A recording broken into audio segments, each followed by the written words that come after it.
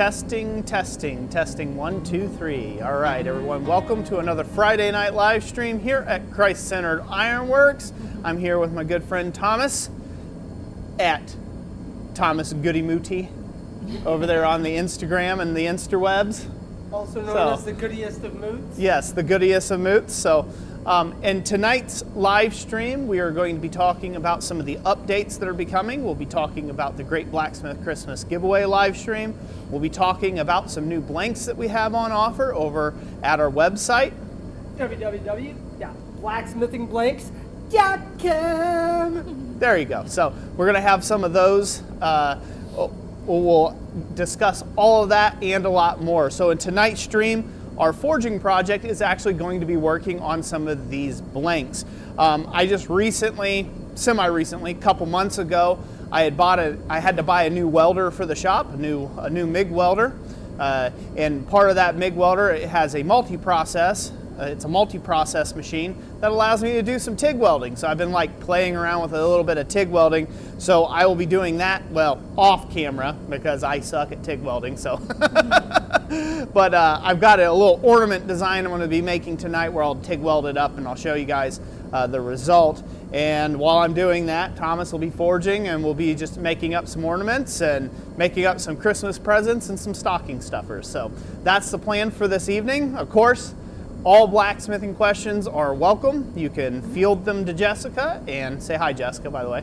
Hello, I'm Jessica. My quiet counterpart over there behind the screen. So you can field all those to Jessica, and we will, most certainly get them answered for you. So without further ado on that, Jess, who do we have with us in this stream this evening? All right, we have Keith Tensing, who says, hey guys. How's it, howdy? Hello. Tim O'Connor says Thomas is there too. Woot. Yeah, he's like a ghost. Albert Forge, Gibron Gaming, Will Murray. Hello. Eli from Bar Run Forge. Hey, Roger Eli. Caldwell, Orange Crush. Big Dog Forge. Hey, Tim. Good to see you, brother. Hi, Robert Lannis. Hey. Hello. Yep. Roger Caldwell says the hand model. Yes, the hand model. The broken hand model. So. And Eli says Yukon Cornelius and Thomas. Yeah. Hey, listen. Yukon Cornelius had a Whizzle mustache. It went out like this. He did not have curly cues. So curly cues, that's the Santa Claus. That's the Claus look, okay? It's the Kringle stash. All right, Kringle stash. That's what that is, okay? Not Cornelius, Kringle. The Kringle. There you go. Jeff Killian says Thomas looks cold. No, I'm quite comfortable. New coat. Yeah. Technically what it is I'm really fat, so Thomas is trying to balance out the camera. So this way it didn't look like he's whisper thin and I'm super thick. So that's what it is. There you go. See. These are the same hoodies, by the way. Yeah. See, we look about the same, don't we? Mm-hmm. That's what I tell myself in my dreams. All right, so anybody else, Jess? Let's Comments see. you want to mention real quick before we get going? Eli says, my apologies, comrade fire chaps. Keith Tensing says, Roy, I'm about to have carpal tunnel surgery. How can I still learn and grow while I recover? Great question. So with carpal tunnel surgery, depending on whether it's one or both hands at the same time, most doctors only do one wrist at a time, or one surgery at a time, but sometimes they'll do two. But depending on whether you got use of both hands or not, obviously right after your deal, you're not going to want to take and do anything to damage stuff, right? Like right after surgery, don't be out in the smithing shop as soon as you get off of the loopy meds, right? Like that would probably not be advisable. But one of the things that you can do is scale everything down. So think about impact and how things are having impact on your wrists or your tendons or your joints, right? So there's a lot of things that you could do. There's hot or cold work can be fairly easy to do. If you have a treadle hammer, that you know, if you have a treadle hammer, that's a perfect time to put something like that to use, to where maybe all you have to do is hold, you know, your forgings and hold some top tooling underneath. That doesn't require a lot of grip strength. You know, you're not bearing down on stuff. One thing you can do is invest in tong clips. So like little tong clips, bits of, you know, C, like rods bent in a C that you could put on your tongs themselves. So this way you don't actually have to squeeze down on a pair of tongs, you know? And you can, let's go to camera number 2, Jess. So something like that. So you put on some tong clips like this.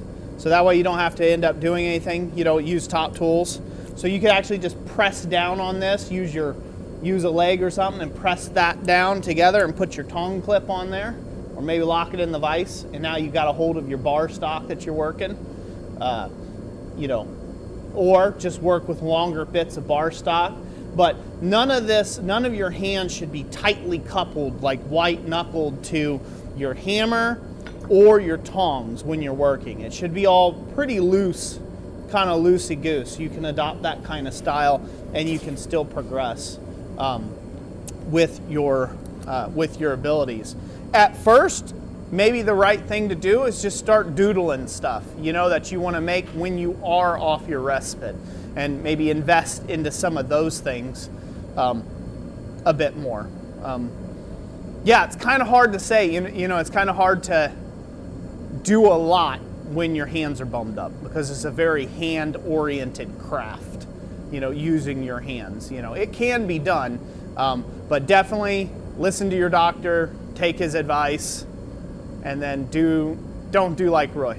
Well, I know when I was down for a little bit, one thing I did a lot was just watch a lot of videos, build up the knowledge bank, write down, hey, this is a project I might want to do. For myself, I picked up making up chainmail because it wasn't that hard to bend little rings. And I was with the lack of a finger. But mostly just spend a lot of time on YouTube, get at least some knowledge in, read a lot of books during that time. And I was out of my shop for, what was it, like 2 months, 3 months? Something like that. So it was a long time. Even though I was still coming here and working, I couldn't pick up a hammer and swing. Yep. And pace yourself, right? Like if you start at the soonest ink 5G it looks there. like Roy's sleeping. Looks like I'm sleeping midstream there. So sleepy. Well, I have 5G, so I got good service here. Okay. Yeah. Hopefully we should be back that's now. Us. We're slowly getting in. All right, we're coming back slowly, I think. So we'll see. Let's Maybe. see here. Tell me what's going on that end, babe. Okay, I have connecting stream software to go live, so it's a little rolling around a wheel, and then it's acting like it's connected to Netgear. So now we're just waiting for YouTube to finish making the connection. I'm gonna just go ahead and refresh the page. Yeah, Okay. It's not too bad on my end. Well, All right, we together now? yeah, I think we're all back to good because I just did the test. Oh, now we're dead again. Yeah, we're dead again. Well, it's moving a little bit, so. Okay. Well, it's going to show delayed. Yeah, that's what I'm saying. Yeah, I it's know gonna it's be, like, delayed, majorly that's why I delayed, yeah. delayed. Okay. There we go. I have a green bar now, but I don't Okay. have confirmation from YouTube yet, so No? OBS I guess has I'm green just bar. missing your wonderful face, Jess. Yeah, I turned it off for a minute while I was troubleshooting. All right, I think we are all good. Got to let us know, babe.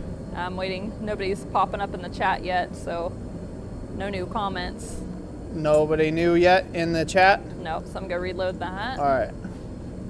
Sorry guys if you can hear this. A little bit of troubleshooting going on. Yep.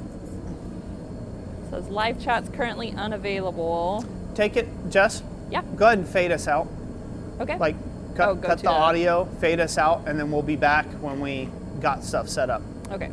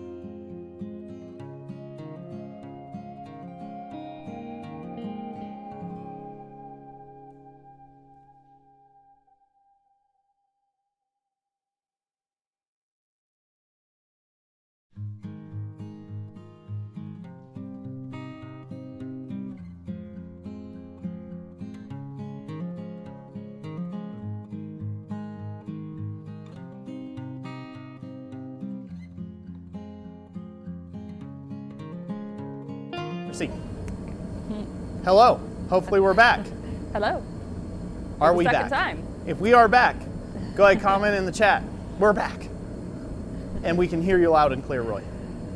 Obert Forge said the feed is not used to showing more than Thomas's hand modeling. Yeah, I know. Stop breaking the feed with your face, Thomas. I'm sorry. I have a face for radio and a voice for silent films. Okay, it's not my fault. He drew the short straw in 2 areas in life. So, all right. So, well, welcome back. Sorry about the technical difficulties. Yes. So, we were answering the question about carpal tunnel. Take your doctor's advice. Don't do like I do, where I ignore the doctor's advice and go do things and build up a lot of scar tissue. Don't do that. Take the doctor's advice. Go to light work. The last thing I had talked about was doing some repose work. Like you could get some really thin sheet of copper and you could put it over some pitch or a wood block and use some tools and do some designs and things like that. That's all real light work done with really light hammers and stuff. So it's really just tippity tap type stuff, and you can engage your elbow more than your wrist, and you can do a lot of different things there to take and just protect those wrists, especially after surgery, and still be able to basically bang on some metal. So that would be my advice. So moving on from that, hopefully we're good. Let's go to camera 2, Jess, and I want to go over some of the new blanks that we have on offer over at our website. So set this all off the side. Let me clear off the table here. All right. So I'm going to show you all some blanks that we got on offer now, some new ones. We'll start with the easiest one first. We'll go with the Christmas. Go with this decorative tree here. So can they see that okay, or should I punch that in a lot closer? It would help if you did punch in a bit. All right, let me punch this in a lot closer. Ooh. Is it still in focus relatively? Yep, that works. Okay, so right there we have added a new fancy tree to the Ornaments stash and collection. So this has got like a lot of nice like little knobbiness to it and stuff. It's not as plain as the standard Christmas tree. So this is like more of like a naturalized tree, but you can find that over on the website. That's a new blank we've added this year. Fancy tree. Yeah, a fancy tree is what you call it, right? And So it comes in all our materials. yeah, and so I'm going to go over all these snowflake blanks. We've got an entire pile of different design snowflakes that we've offered, that we have over at the website now. Can they see that okay? Yep. So we got this one right here with a little heart in the center of it. Snowflake number 17. So I think there's a total of what? Yeah, there's 17 snowflake designs now that we have on the website. So there's that one. That one's the last but not least one. That's honestly been one of our most popularized ones right there. I have a hard time keeping that one in stock. Yep. And so you've got this one too as well. This one's just a nice little interesting one. You can do a lot of different line work with this one. That's a number 5. Here's a number, what's this one, Thomas? 10. So here's a number 10 style snowflake. I think this is one of my favorites right here. This one's definitely one of my favorites. It's got quite a nice look to it, I think, very striking. We've got a number 11 snowflake. They could probably hear you in the background, which is so amusing. I said 11, Roy, not 12. So we added this one to the design pool. This is a really neat, unique geometric one. 12. This is a number 12. It's kind of like more like a flower almost than a snowflake. It's more of like a floral design snowflake, but really neat there. A number 13.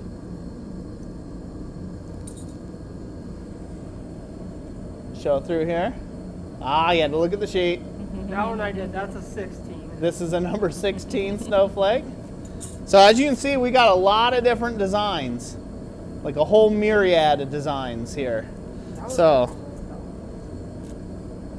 They barely hear him. He can borrow my mic for a little bit. Okay, it's fine. No, it's good. I was trying to be quiet. Good. That's So you guys can see there. Number 7. So right there. 15. 15. And there. 9. And a 9. So as you can see, they kind of got a really nice finish on them. all ready to go pretty much. They come to you ready to work. So And we do offer that in all of our styles. We have that in mild steel 10 gauge, mild steel 16 gauge, copper 10 gauge, copper 16, or stainless. Yep. In both 10 gauge and 16 gauge. we'll find one here so I can show the difference. So there we go. So just to show you a difference between the two thicknesses. So on the left is a 10 gauge option, and on the right here is a 16 gauge option. And if you want to look at the thicknesses on the profile here, I'm going to hold it against my hand.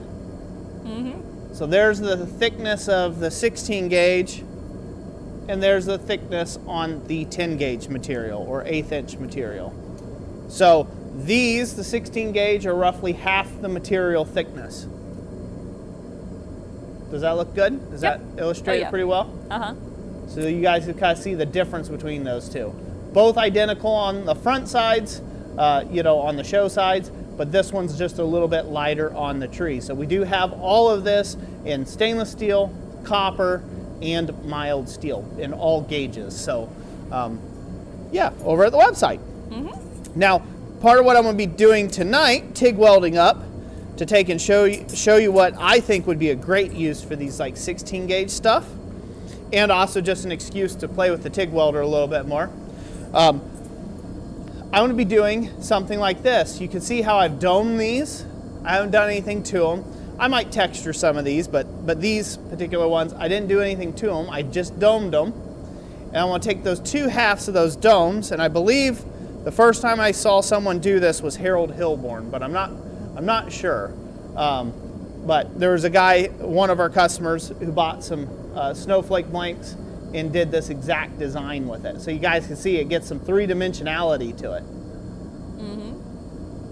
So, and then obviously you just put, tie a cord around it and hang it from your Christmas tree, or backfill it with some, some fancy paper, some crumpled paper, or fabric, or something like that, and you've got a really neat, ornate Christmas ornament for somebody with not a whole lot of work into it. So that's what I'm going to be doing with some of these thinner ones this evening, and then I'm going to let Thomas design some and make some of these thicker ones and forge them out. So some of the other things that we've offered to the website this year I'll showcase them all. is Thomas will show them off. We have offered, you got to bring it up and your back. Right there. I can't read. All right, you hand model. Be in this. Yeah, there you go. There you go. So the only He's bad at his his hand modeling job. So this one is whatever this one is for copyright reasons. We're not saying. It's the only branch that really matters, right there. So we have added some military styles to the website, is what we're saying. So We've got fly girls. Yeah, we got the fly girls. We got the crayon eaters. Crayon eaters. This is all according to Thomas. So We have the water weenies. And we have the chair force. No, that's not a chair that's a force. seaman. Sorry, they're none of them are as more important than this guy right here. Right here. Yeah, I think you might be the army of one over here on that front. So some of the other things we're going to be offering this year as well is we added to the website. We got a little squirrel, cute little squirrel. Because There. Roy has already lost his nuts. I'm lost. Yeah, I've hidden them somewhere. Can't figure them out. We were adding peace. We're adding Noel. And that brings us, we didn't add this one, but this is one we want to talk about now. Brings us right around. I'm trying to get onto the forging, so we got a lot of stuff to cover. It's been a while, so we'll go back to main cam, Jess. So, all right. So every year for the Great Blacksmith Christmas Giveaway live stream, we like to have several different giveaways, have several different charitable things that we're doing. Not only giving away a bunch of great blacksmith tooling here in the shop during the live stream and the giveaway, but we also like to include the rest of the internet to get in on the fun. And something we've been doing for probably the last 2 years now? Yeah. 2 years running? This will be the third year. Or for third year. this. Yep. Okay, so this will be 3 years running now. We've been doing a Christmas sweater ornament contest. So for anybody who is purchasing, like through our website, buying some of our blanks and stuff like that, you guys will be seeing a lot of these coming in as free gifts. You know, they'll be added into your orders. You can get these. You don't have to buy the blanks to participate. You can cut your own ornament out if you want to. But the only rule on it is it has got to be a Christmas sweater. So we want to see your designs, make them funky, make them ugly, make them pretty, make them everywhere in between. And we will select several of them to take and give some cash prizes to. So, whatever you want to call it. Gift cards. Gift cards, yep, to the website. Gift cards, coupons, that sort of stuff too. So be sure to be on the lookout for that and go ahead and being creative and getting set up with that. And we'll have more details as before the end of the month, probably right around Thanksgiving-ish, around that time frame. We should have some more details on that for anybody who hasn't been with us since, forever. Yeah. So if you haven't participated in the Ugly Christmas Ornament Sweater contest or the just regular Christmas sweater contest, be sure to do so. Some of the past contestants have really knocked it out of the park, and I hope they keep doing that. It's really fun. It's just a fun community thing to do together. So speaking of Thanksgiving, since I talked about Thanksgiving just a second ago, said you'll have some more details on the Christmas sweater thing. Yep. We are going to be doing a discount code for the week of Thanksgiving. So Jessica, you should have the details on that. I'm not sure. Yep, She should be pulling it popping up some sort of screen for you all to look out there. But we will be doing a nice big discount store-wide from Sunday to Sunday. So it'll be the week of Thanksgiving. So instead of a Black Friday or a Cyber Monday or a blah, blah, blah, blah, we're just going to do an entire Thanksgiving week to just give back and say thank you to you and our customers and the people who support us in the YouTube and the live streams and all that stuff. We are just going to be giving back to you in that way to be able to give you a nice big discount. So if you had something that you're looking for that, you've been on the fence about forever, or maybe you've been saving up to, now's a perfect time to take and get it. So, not now, but then now. Future During now. that Future time. now. So the future now is when you want to take and go ahead and get in on that. And of course, all of our blanks on orders of $25 or Yep. more, all of our orders are free shipping to anywhere in the lower 48. So anywhere in the United States, it's free shipping. We ship free to you. So that's everything from our treadle hammer kits to the smallest of blanks. We ship free to you. So be sure to take advantage of that and take advantage of those discounts and the coupons and all that good stuff as we go forward. So I think that's about it, right? Can we get to forging now? We can get to forging. What do you think? Yeah. Did I get all the sales spew out of the way? I Are think people so. happy? One more thing. Let's go. Oh, Just that one. Thomas Oh, wanted to add something else. Also, the end of 2025 is coming, so come to camera 2, Jess, for me, please. There you go. Let's go to camera number 2. We're at camera 1, I think. Nope, we're at camera 2. Camera number 2? Yep. Okay, so at camera number 2 here, so we do have quite a few of these 2025 ornaments left over, or right now on hand. So if you are interested in getting these, this will be the last year that we'll probably be doing 2025, I bet. So, but anyways, so yeah, hop on board and grab some of these blanks here for 2025. Makes another nice little ornament. So, and good stocking stuffers. Also, Thomas is wanting me to bring up that we have other little things like stocking stuffers for like keychains. We have different types of fish now available on the website. Bass and We have bass, trout. salmon. We have bass, trout, salmon, and catfish. Okay, yep, so we got all of those. And then we also got little pendants, like little tree ornaments and things like that, that you guys can check out as well. So that's it for that. Enough of that business. Let's get forging. Yeah, let's get busy. So All right, Typey Fingers McGee, give me comments, give me questions, give me complaints, give me concerns. All right. I need to hear the people. I need to see the people. people. Uh-oh. We need to make construction. Pick that up. Let's see. Does that include digital plans? Yes, it does, JIJ Forge. We Yep. will do it store-wide. Yep. Harold Hodgkinson, yes. The Christmas live stream, which we will be posting about regularly coming up to it. The date for that is December 19th, and it's going to start at 6 p.m. And I put 8 p.m. on there tentatively, but normally our Christmas live streams run over, so probably 3 hours in total. But definitely 6 to 8 p.m. Eastern, and that's going to be tool giveaways, which we're going to do more announcements on that coming up soon. The ornament contest winner will be announced at that live stream, and we're also going to have some really cool stickers to give away, which you can see the design there. Brand new sticker for this year, the Great Blacksmith Christmas Giveaway. Santa, well, no, it's a snowman doing some forging, so yes, all right. All right, so no questions for me then. Let's see, give me a second, I had to work That's through what them. I was asking. Okay, So Roger Caldwell says, who is the charity this year? Do we want to circle back around to that a little later? That way you can get to some forging first.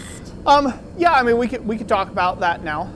So we have not decided on the official charity this year. We might do 2 different charities, but the charity, the effort that we're going to try to go for this year is we are going to try to take and support a veterans charity specifically this year. That's something that we're going to try to take and do and support. And so during the Christmas time, you know, during the month of December, we'll do something like we've similarly done in November's in the past, since we are kind of behind. We're a little bit behind the 8 ball this year, just because a whole lot of things happened. But our goal is the sales in December. We will do a very similar thing like what we did in November, where a portion of the sales of every order will be going straight to that charity, you know, the charity of our choosing. So you can go ahead and drop your vote for that down in the comment section here, and let us know of some good veterans charity organizations that we already have 2 in mind that we're thinking about, but it would be great to have some confirmation that those are good ones to partake in. And things like that. So if you have experience with veterans, you know, taking and, you know, getting benefits or otherwise from some of these charities, or you have some stories or something like that, please share those, and that way we can kind of get a feel of what we're thinking. So that will be the charitable giveaway this upcoming December. So it'll all be condensed into December, all the giving. Yes. Yeah, this year, which will be interesting. It'll be the first year for that. It will be. It'll be a little different, but that's all right. We're still fitting it in before the end of the year. Yeah. All right, let's go to camera number 2, please. All right. All right. So for this, I'm just going to do something real simple. I'm going to do this so this way I can go over and get these all tack welded up while Thomas designs and makes some other things, and then I'll hand the mic over to him so he can talk about what he's going to be doing this evening. But I'm just going to do a real simple texture on this one because it seems to be the right thing, the fun thing to do. So I'm going to go ahead and just ball peen it up like normal people would do, normal crazy people. But normal's not fun, man. Yeah.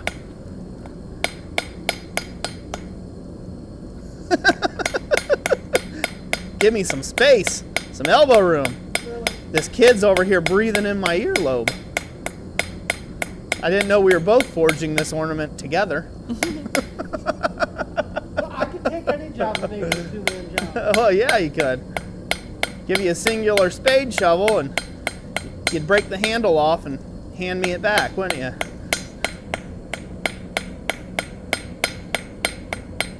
Ah, so there you go. Just gonna give it a little texture.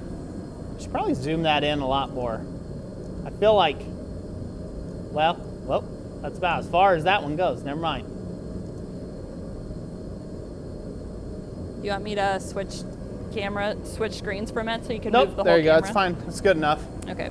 Anyways, I'll bring it up closer later on and just do a refocusing on it. Okay. So real simple. As you can see, this is just done cold. This is thin enough material. It's easy to do cold. You can't do a lot of twisting or too much bending back and forth, otherwise you get that coat hanger effect. So you do have to be careful of that a little bit. So we'll go ahead and work up this other one. A ball peen texture is a real simple one to do on these. It gives just a little bit of that kind of forged look, cold forged look. And it also is, if your ball peen face is shiny enough, it also leaves a little glint on the piece, kind of like a little polished surface, which is extra nice. And again, this is just for brevity's sake. You can do whatever you want with these. Add lines, you know, paint them, temper color them, brass brush them. Literally, sky's the limit. That you can think you could do with a two-dimensional shape, you can do so with these. So flatten all this out. Just like that. Voila. Now I've got two halves. Now I'll dome them over at the fly press. Go to camera number 1, Jess. Yep. So over at the fly press, even though I don't got a camera, I know party foul, even though I don't got a camera set up at the fly press, I have pretty much a trailer hitch ball, like a 2-inch ball hitch there, and I have a Holland anvil little mini swedge block sitting over here, and that's how I've chose to dome these this evening, because it kind of has that kind of right kind of shape to it. Just gonna put that in there and let the swedge block do the work. So I so wish I had one of these when I was doing trade shows, craft shows, art fairs, things like that. If I would have had a fly press way back in the day, and the CNC plasma cutter, and you know, some of the tools that I have now, boy howdy, I could have really made some money at it. It would have really shortcut a lot of labor,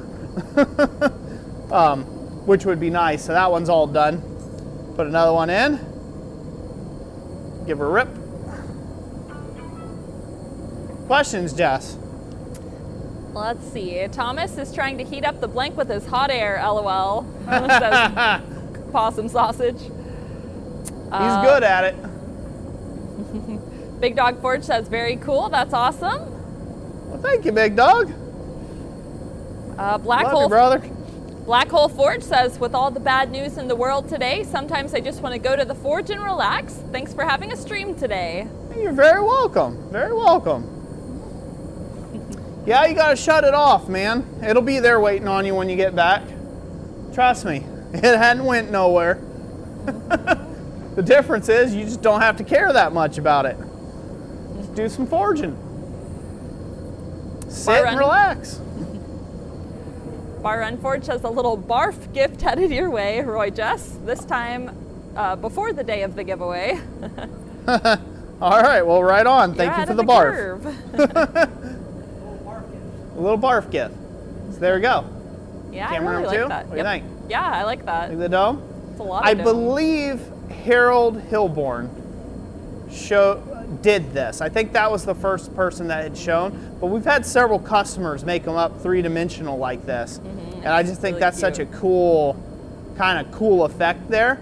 And the nice thing about it, since us adding 16 gauge to the website this year on all of our blanks, is because we've added 16 gauge, now it's the same weight as what the 10 gauge ornament would have been just by itself.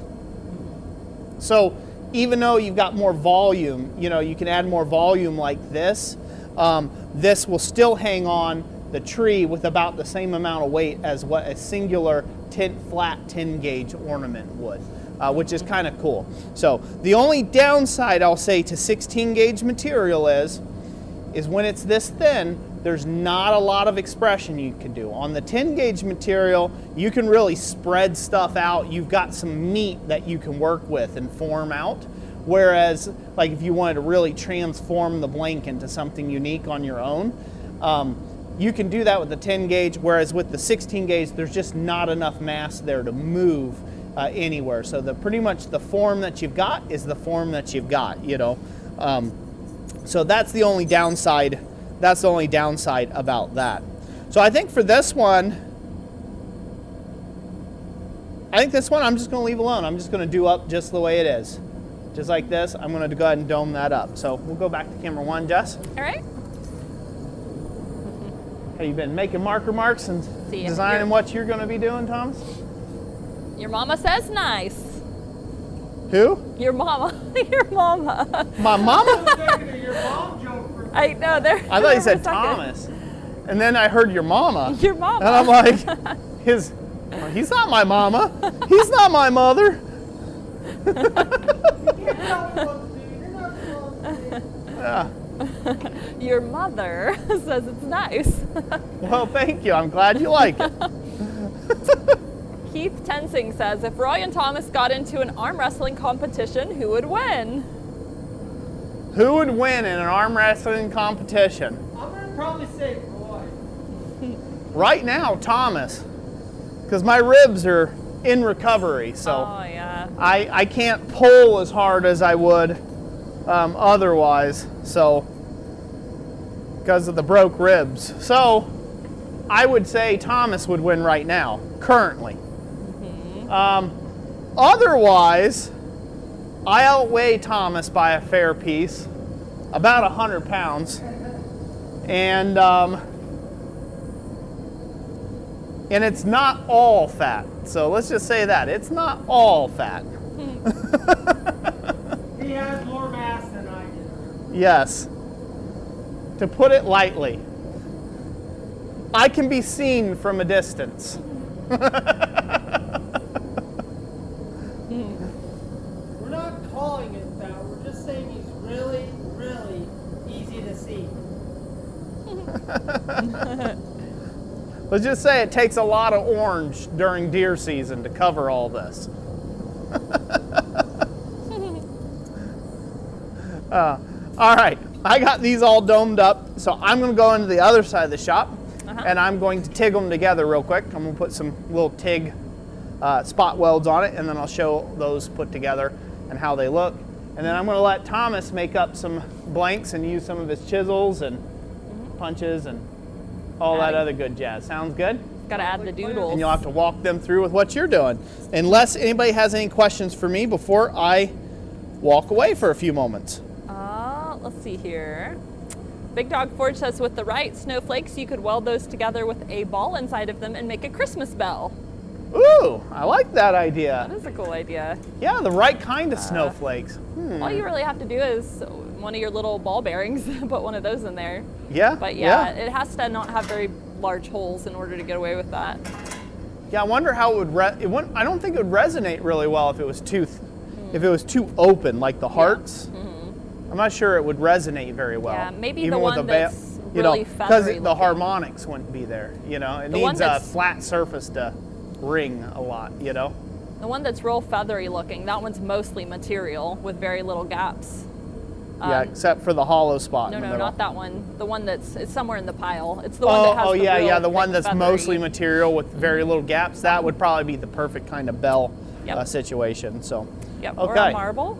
Are you ready to go, Thomas? Yeah. You gonna How make much some snow stuff did we and get? forge some stuff? Maybe half Yeah, an it's inch. going to be a lot of cold Yeah. work. So. Oh. And then you're gonna give him your mic. Yep, I'm gonna give him my mic, and then I will be back once I get these tacked up. Here you go, buddy. JIJ Forge here in South Carolina. A hat is all that's required.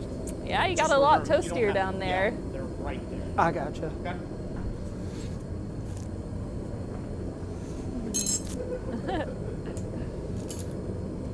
Oh, I need to grab. Well, I guess I got your hammer here.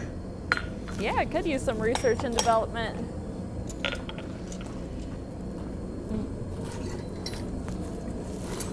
So the other thing with this, guys, so I'm going to be, for trademark purposes, I can't say what amazing branch this is, but it's the one that really only matters. So we're just going to do a simple hua. And in the comments there, all my brothers, Love you. So we're going to be doing this one real quick. I'm just going to lay out some marks here, and I'm just going to put hua. There we go. I'm not a camera guy, so just going to put hua across, a little cold work, and then I'll be throwing in the forge, draw out the hook portion a little bit, and just making a simple hook. So first things first, we'll just get started and do a little bit of chisel work. So excuse me while I plumage through my setup here.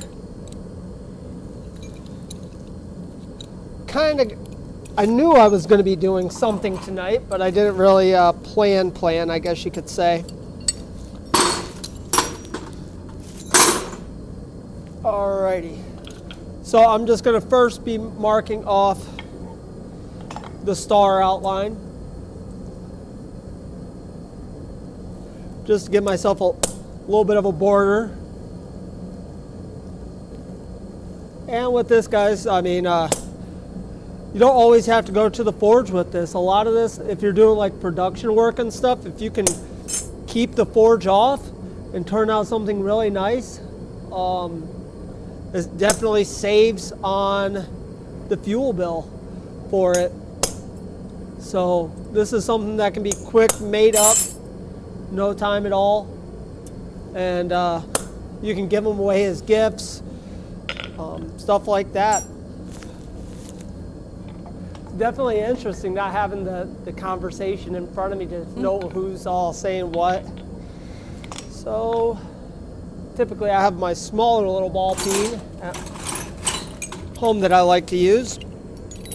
And all these punches here I've just made, this right here, guys. You don't always have to make your tools. This was a center punch that I got that I just reshaped up and put a little, just ground the ball off on it.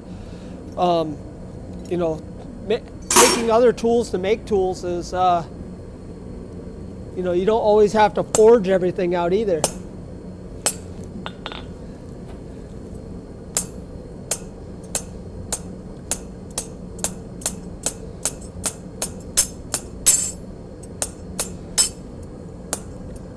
And this is a great work too if, who was the gentleman that was asking about the carpal tunnel? I can't remember his name, but the gentleman that was talking about carpal tunnel, cold work too, this can be done. I'm not really having to do a lot of hard, heavy swinging, and it's more just like tapping, just to add a little bit of depth to this. And you can get as fancy with this or as simple as you want. Stephen Parsons, Thomas is currently demonstrating. Roy's in the other room doing some welding. Oh yeah, you guys can definitely, and my camera work is not as good as Roy's. Roy knows where to be and the places to stay on the anvil. Me, I'm kind of just, I don't really do a whole lot of video work. He asked if Roy's voice had got deeper. It's like, nope, that's Thomas. Oh, because it was just your hand showing, I see. So on the camera, am I a deeper voice than Roy? I guess so. Because in my brain, Roy has a deeper voice than me. Oh. Like in what I hear. Yeah, maybe it does. So, all you guys, I know one of my good friends, Keith Bear, we're going to be probably watching a movie later on tonight if we haven't already watched it. It's one of the world's best made movies, Escanaba in the Moonlight. Did deer season just open on Thursday? No, 15th. Oh, so okay. tomorrow is opening day. So anybody that's in Michigan here, it's the 15th. I do know down in Indiana is the 15th for rifle season. So anybody going out there, be safe, wear your orange, know where you're shooting, know where, know what's behind your target. I want to hear everybody's great times out there in the the wilderness and the woods. And I don't like hearing about people having to go to the ER or anything like that. So be safe. And if you guys do tag a big one and stuff like that, don't be stubborn. Okay, if you guys need a helping hand to drag it out of the woods, there's no shame in calling up a buddy to help you drag it up out of the woods, okay? Plus then it's a great time for you to hang out with your friends and, you know, celebrate in your harvest. Big Dog Forge says he loves Escanaba in the moonlight. In the moonlight. The deer are as big as Cadillacs. Like Ken Foster says, avoid people from Menominee and Chevys. Oh, your mother used to have the tongue of a trout. So I did convince Roy and Jess to watch that movie. They were not super into the movie. It was very quirky. I will say that. Probably the quirkiest movie I've ever seen. Maybe it's just my tradition. I watch it every year before opening day, and it's just a great time. Do you guys have any other movies that you guys are traditionally watch year after year? You know, I know during Christmas a lot of people watch National Lampoon's Christmas Vacation, right? Is that Yep. it? Yeah. Yep. Some people watch the Christmas Story. You know, you're gonna shoot your eye out. You're gonna shoot your eye out. Albert Forge says, Die Hard is Christmas with guns. Christmas with guns. Christmas with guns. So I do Roy probably has one here too, a very small ball peen. I'll show it Oh yeah. back here, right? Or do I Yep. gotta take it in? Yeah. That's So good. right here's just some small texturing, and this portion I haven't done yet. So in my shop I have a small little ball peen that I just sit there and just go crazy on it. But sometimes you don't have that and you can use different tooling. Let's see. Big Dog Forge says, A Christmas Story. Albert Forge says, Lord of the Rings. It has elves, so it's Christmassy. Yes, yes. Shane, you just wanted to watch that because that's your people, okay? Hey, every excuse is a good excuse then. Eli says, Dad, Sling Blade. Is that a movie title? I'm not familiar with that one. Sling Blade? Sling Blade. You gotta watch that one. I'm trying to think. It's not one I don't think you can watch in front of the kids, but I know what's wrong with it. Ain't got no gas in it. Oh, okay, somebody quoted it. Yeah, okay, that's what they were quoting. That's Sling Blade. Gotcha. Troy says Tombstone. Tombstone? What? No. When do you watch Tombstone though? Like, what's that? Your year? You know, your year to watch. What time do you watch that? Ghost Creek Forge says Home Alone 1 and 2. Yeah. Roger Caldwell says Rudolph the Red-Nosed Reindeer. That is a classic. I am 36 years old, and I still watch Rudolph the Red-Nosed Reindeer and Frosty the Snowman. Mm-hmm. And I'm 36. That is something I watch every year. Yep. So now what I'm going to be doing is right here to add just some flair to it on the star here. I'm just going to be taking my planishing tool and I'm just going to be knocking down the edges around here. And so it just breaks that edge so it's not so sharp. And it gives it just a little bit of character there.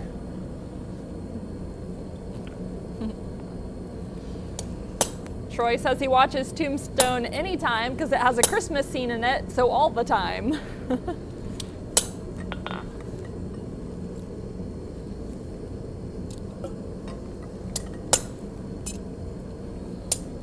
Tim O'Connor, the Grinch.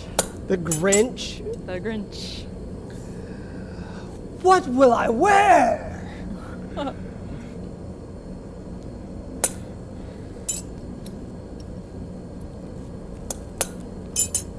So, with this right here, obviously, if it was hot, it won't be moving around as much. But one thing you can do is, in my shop there, I have a little wood board because I'm not really hammering on this hard. And I might just put a nail in one side or the other just to stop from having to chase this thing around. That's one thing I've done to help me stop the slide around. Hopefully that might help you guys. I guess I could be like one of them India people and, just let's slap the good old boot up there and hold it down with my toes. Okay, let's not do that again. That was not that flexible.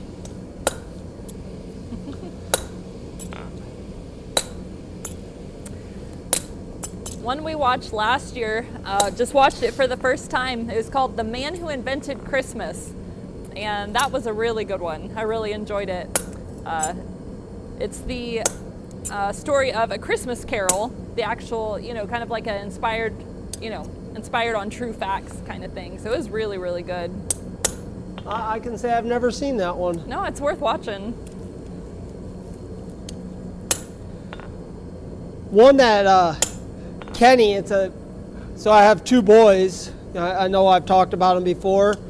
A 5-year-old and a 3-year-old, and we watched the How a Star Was Made or something like that. Star.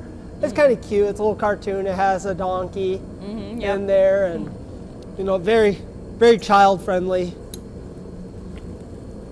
movie.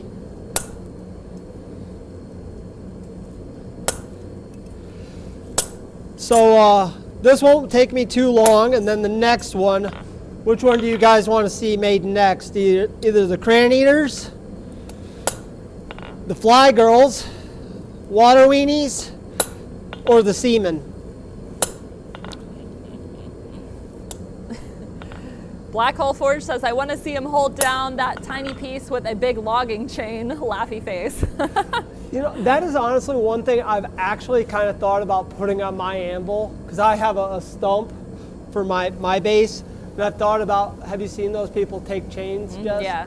I've kind of thought about that just a little bit.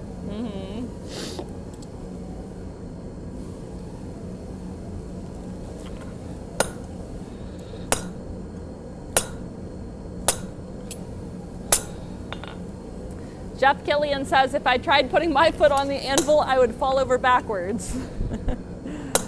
You just got to get limber, my friend.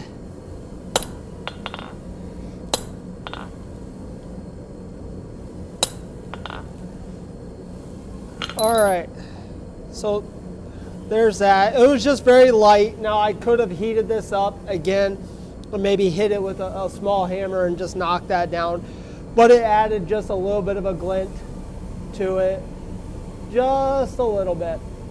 So now, one thing I did do earlier is I put a line across, and I found my dead center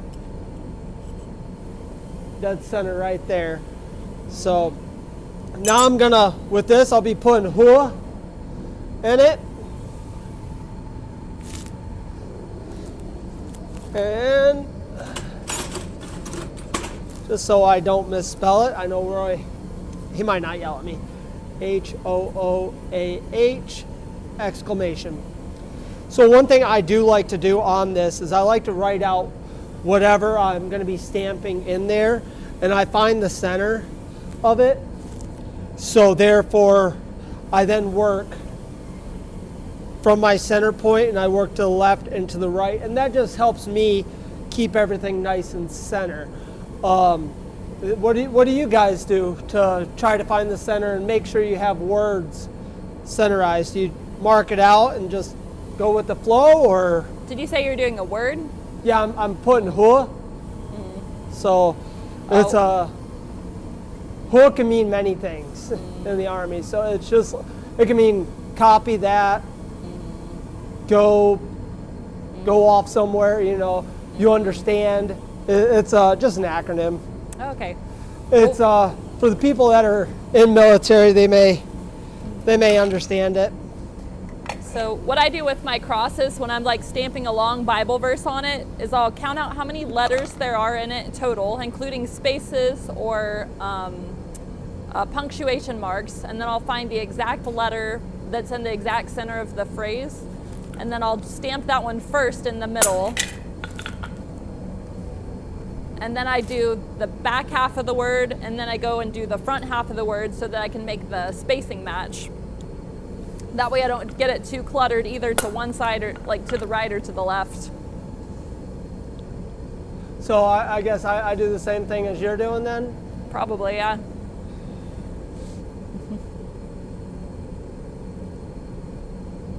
Big Dog says, if you go corner to corner on the square, would that be the dead center? I mean, it should be, yeah, because it's a square. So you're saying, you know, on the overall square around it, yeah. Roger that.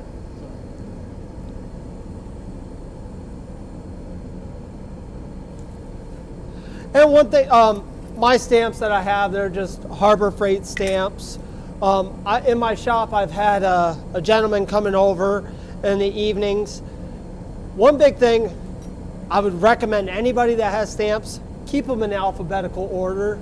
It makes finding your stuff so much easier. And because now I'm having to hunt and peck because I had a guy come over and did not put them back. So I now understand Roy's pain when I don't put something back the way he has it. And he's like, where did you put this? And I'm like, oh, it's right there. Don't you see it? And he's like, yeah, sure, underneath that pile of stuff that's been sitting there for a while. Yeah, I understand it. Just because you understand something doesn't mean it's gonna magically make you better, though. I have been working on my piles, though, and keeping my piles to a minimum. What are you doing, Roy? I can't see my face. Oh. Well, aren't they the lucky Are ones? we at number one? For a moment. He still leaves piles everywhere. People, piles upon piles. I said I tried to keep them to a minimum. I didn't say I was perfect. Okay, well, you know, I do not possess an exclamation mark. So,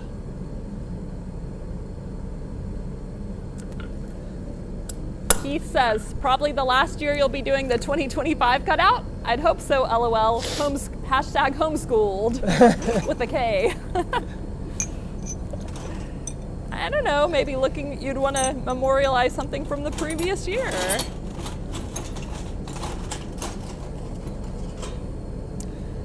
Tim O'Connor says in his Jingle Bells he uses square nuts. Yeah, I suppose that would work pretty good. there we are.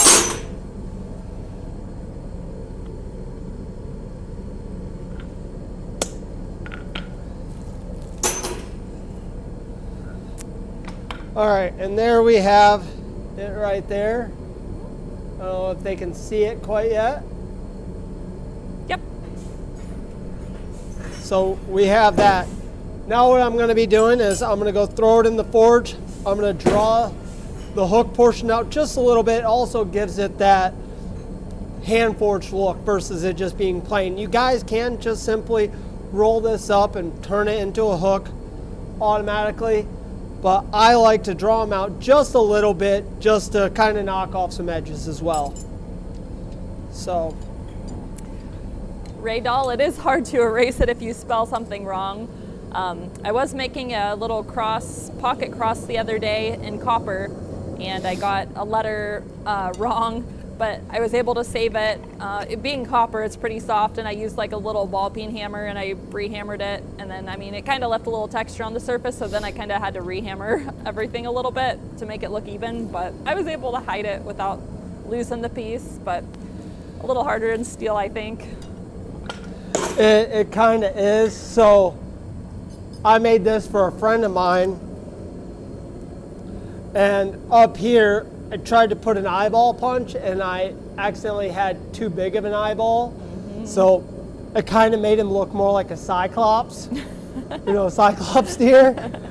And so I was like, oh, and trying to erase it, I took my flatter and I tried to just smush it back around. It's still, you know, slightly there, so it doesn't look good. He's kind of a cyclops deer, so. It's unique. But that's why if you give it off as a gift for a friend, then you don't feel that bad.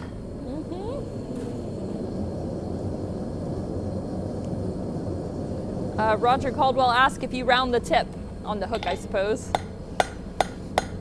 Round the tip? Yeah, you're just forging it out more. Yeah, I do a little curly cue.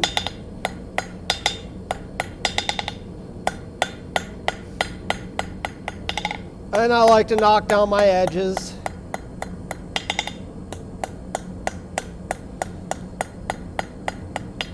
And with a rectangular piece, when you're doing that, it does have a tendency to want to roll on you. So I don't really pay that too much mind, because then I just come back through and re-flatten it out.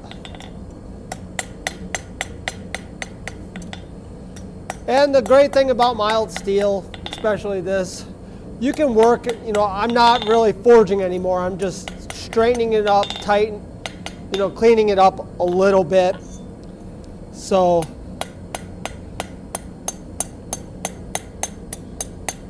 just kind of adding a little chamfer here. Just knocking that squared off edge. So that right there definitely adds a lot of appeal to your piece. And over the summer, I was doing a lot of making up example pieces for our blanks. And Roy showed me that, like how to take one of our blanks and just knock that edge off just a little bit. And it really does make a big difference in the finished product. So now here I'm just gonna heat that tip up. And one thing I always still tell myself, and it might be helpful to you guys, for when making a hook, curl away. So when you do your tip, you curl away from the face that you're wanting to make a hook. So, because if you do it the other way, then it's inside out.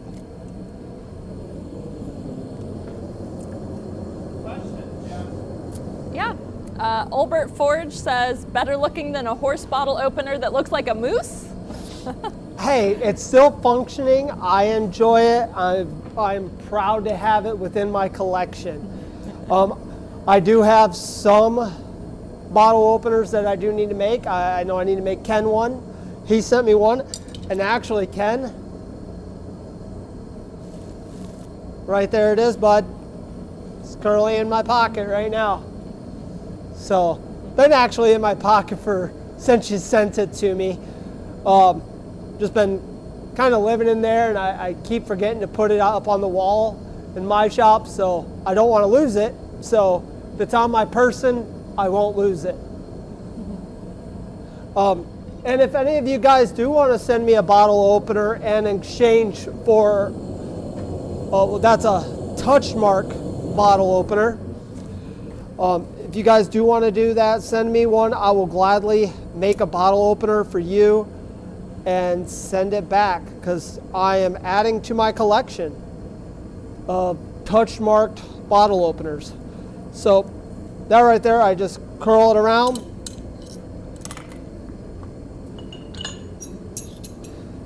And that tip's cooled off enough.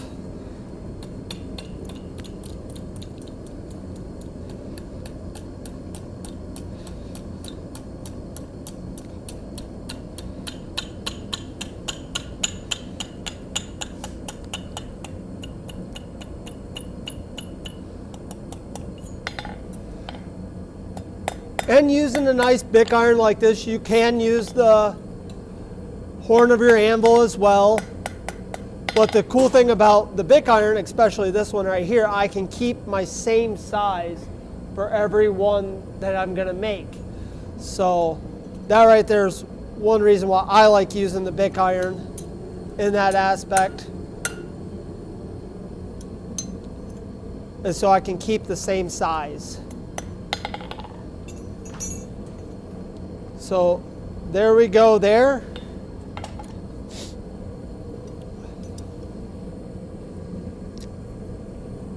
And can they see that okay? Yep. All right. Now, I think it was Ken that was asking about brass brushing before. I think that was him. I just saw it in the messages. So with the brass brushing, so there's many places you guys can get brass brushes. You can go to a welding supply store and get your brass brush there. You can go to grill. Anybody that has grills, you know, just make sure that they are true brass and they say they're brass on there. Jess did get a cool brush. I don't even know where she got this, but I want it. That one was on eBay, actually. And it was a lot more expensive. It was like $25, I think, but it was solid brass. Yeah, this is solid brass. I really like this one. It's a little fine too, and it, you know, it works really nice. But this is for like some bigger items. A grill brush, like I said, this one's brass right here. It can get in there real nice. I am, excuse me, at my house I know I have some brass brushes that are from a welding supply. You know, a welding supply store. So what we're going to do is we're going to throw this in. We don't need to get it red hot. But if you want, you can get it red hot and just watch it cool down until it goes to a black heat. And that right there will then start accepting the brass. And the harder and more times you pass across something, the more brass is going to be transferred over. And so that right there is going to be pretty nice for you there. So I guess before I do the brass brushing, my touch mark I can put in cold. So I'm going to throw my touch mark in there, as well as, well, the shop's logo has to be hot. So I will heat this thing up, touch mark them, then do my brass brushing. Gibran Gaming says you do good work. Say again, Miss Jess? Oh, Gibran Gaming says you do good work. Oh, thank you very much. Roy's taught me quite a bit, you know, since he's in the other room. Just some guy on the internet, you know. Just some guy. No. And that's one thing. If you guys gain inspiration from anybody, like, at least say, hey, I got the inspiration from this person, or if you can truly recall. But I think it's very disheartening a little bit when you can just say, I found it from this guy on the internet. You know, that's where I get a lot of inspiration from people, and if I take a screenshot or something and I post it, I'm gonna be like, I was inspired by this person's shop or their idea. A little bit of give credit where credit is due. You know, not saying that you got to go, you know, praise their name to the high heavens, but just letting people know where you maybe got some inspiration from.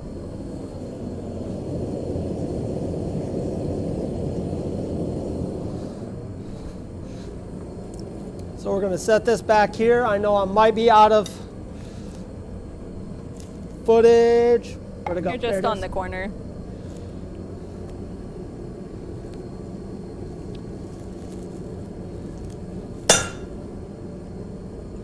And one thing, if you do got lettering in something, try not to touch mark directly over top of it, or you're going to flatten that out. So that's why I chose to go down lower a little bit, so I didn't mess up. So now that we're at this heat, we can do a quick, it's still plenty hot, drop it a time or two. That really helps with the added finish.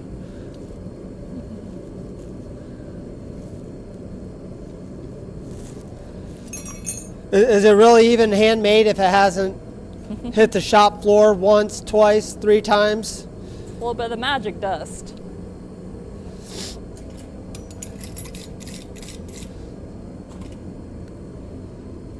JIJ Forge, I think that's a Menkel Forge, if I'm not mistaken. Is a what? The 3-burner forge, isn't that a Menkel Forge? That one, yeah, that's a Manco. Big Dog Forge says, Thomas, what was your MOS? I was a 91 Hotel Track Vehicle Repair. Deployed twice, once to Iraq, once to Afghanistan.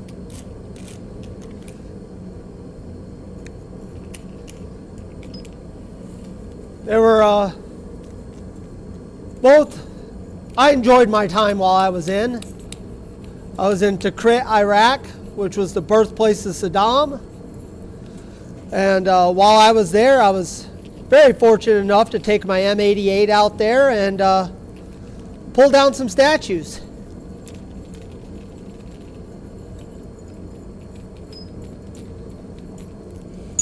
Big Dog says, thank you for your service, brother. Oh, no problem. I think Big Dog was in too, wasn't he? I think so. I want to say he was a Marine, but I don't want to insult him. Well, you'll have to clue us in, Tim. And I might be completely wrong. James Helmke also says, thank you for your service. Oh, no problem, guys. Thank you. It was a pleasure. Ghost Creek Forge says, not finished unless it's dropped once. So, how I was saying, if you rub across something hard enough and many times, it'll just keep transferring. And this right here is still plenty hot, but with me playing around, dropping it a little bit, it probably didn't take as much. But if that ever happens, you can go back, throw it in the forge, but you're going to lose all that brass you just put on because it's going to melt back off. But I'm actually quite pleased with that. It's still plenty hot enough. And what I just do a lot on my finishes is I just put some beeswax on it. Actually, I'm just going to go. Big Dog says he is on the 75th Range Regiment, Fort Benning, Georgia Reconnaissance. Okay, he was Army. Okay. Yeah. Gotta keep it down low. My 1, 3, 5. There's too many cameras here.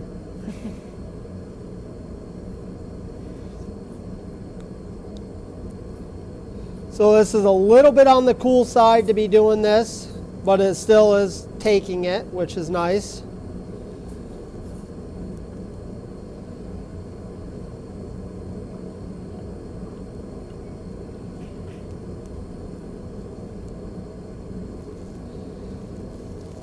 James Helmke says, I love the opener that I got from you, Thomas. Say again? James Helmke loves the opener that he got from you. Oh yeah, that was a fun one to make. I think I made that was some cherry wood. No, or was he the deer antler? Remind me which one I made for you, James. Thomas has started quite the collection. Biggest bottle opener collection I know of.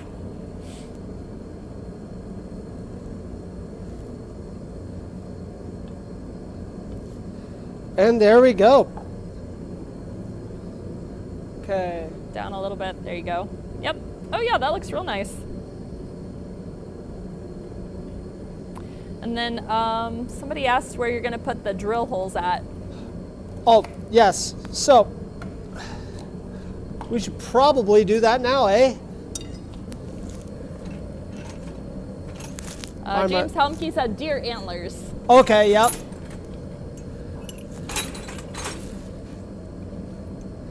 At least I was pretty close though. Like I remembered it was one or the other.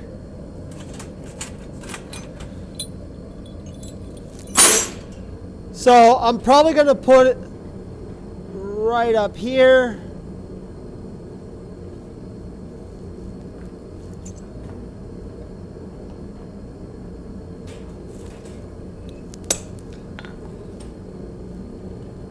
And one down here.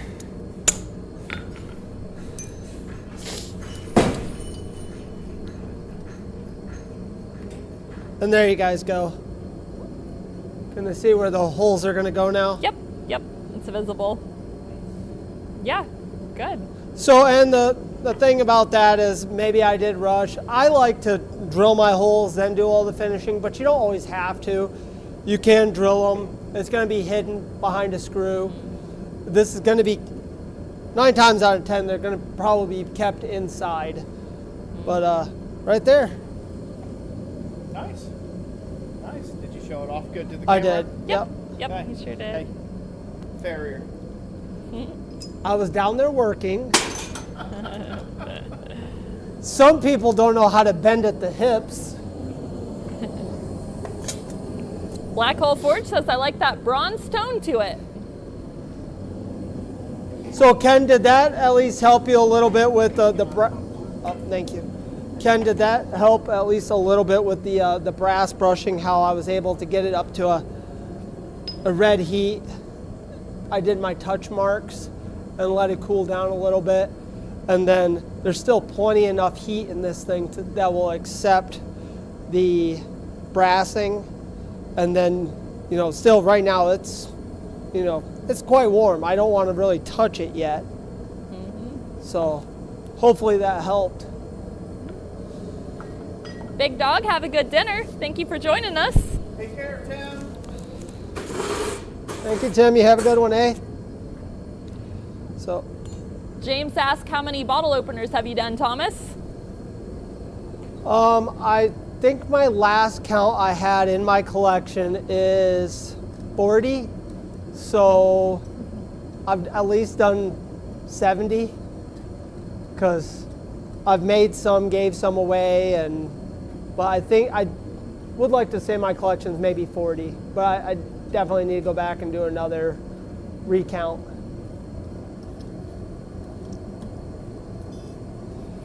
Deer Creek says, what size hole will you be drilling?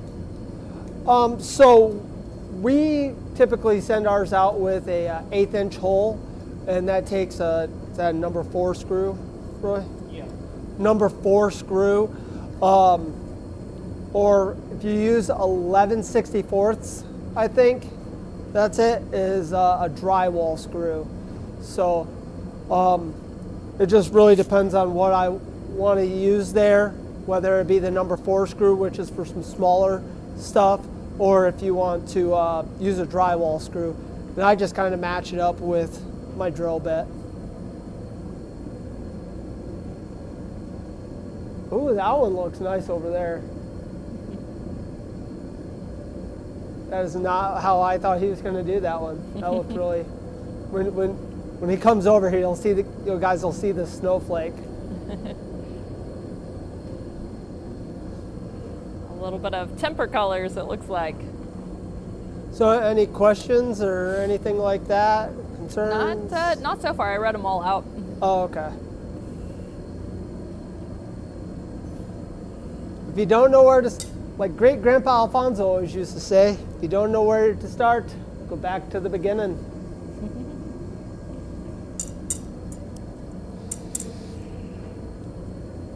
See, it looks like currently we've got 33 viewers, 247 views total, probably because everybody had to refresh it when we got dropped.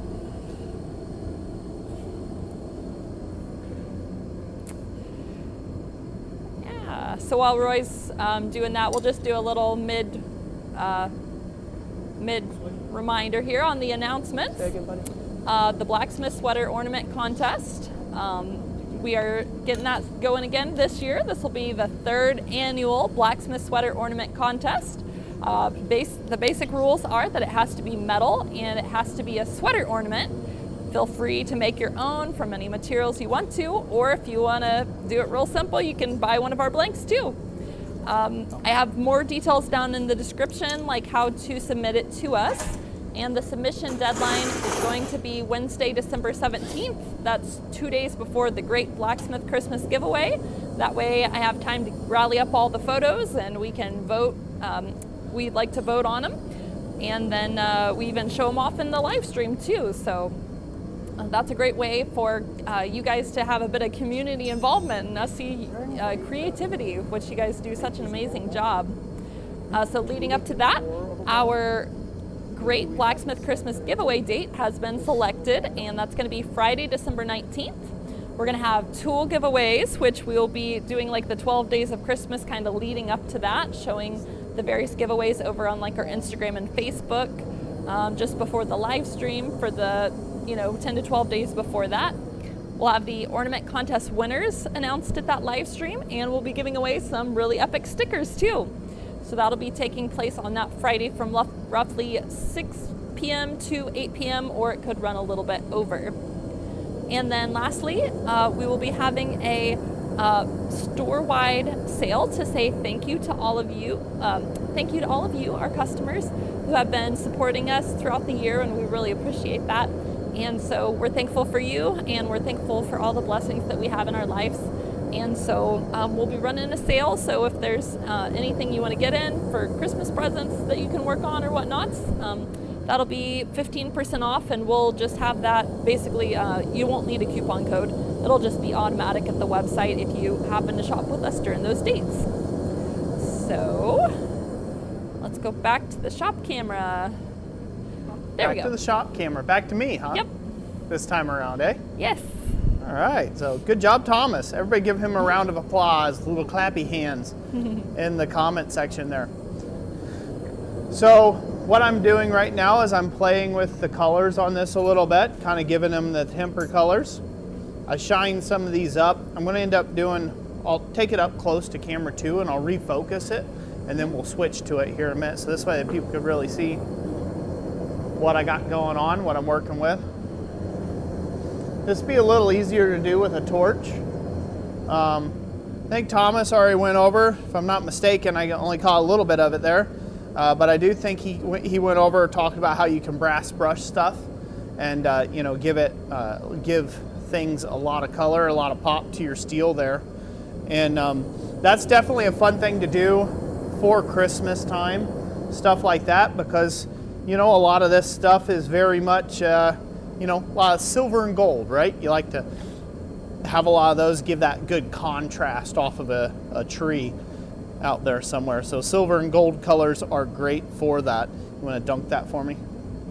Thank you. So that's what we're going to end up playing with, but I'm going to refocus this, Jess, and then we'll zoom up to it. But so this way people can actually see what we got going. We'll cut to this camera here in a second. There, that's about right. I think people see that real close there. I'll hold that there. All right, we ready? Yeah. Yeah, go ahead and switch over though. Okay. Ready? So here's one that I'm going to leave silver. This one's the one just a little bit. about right there. Yep. There we go.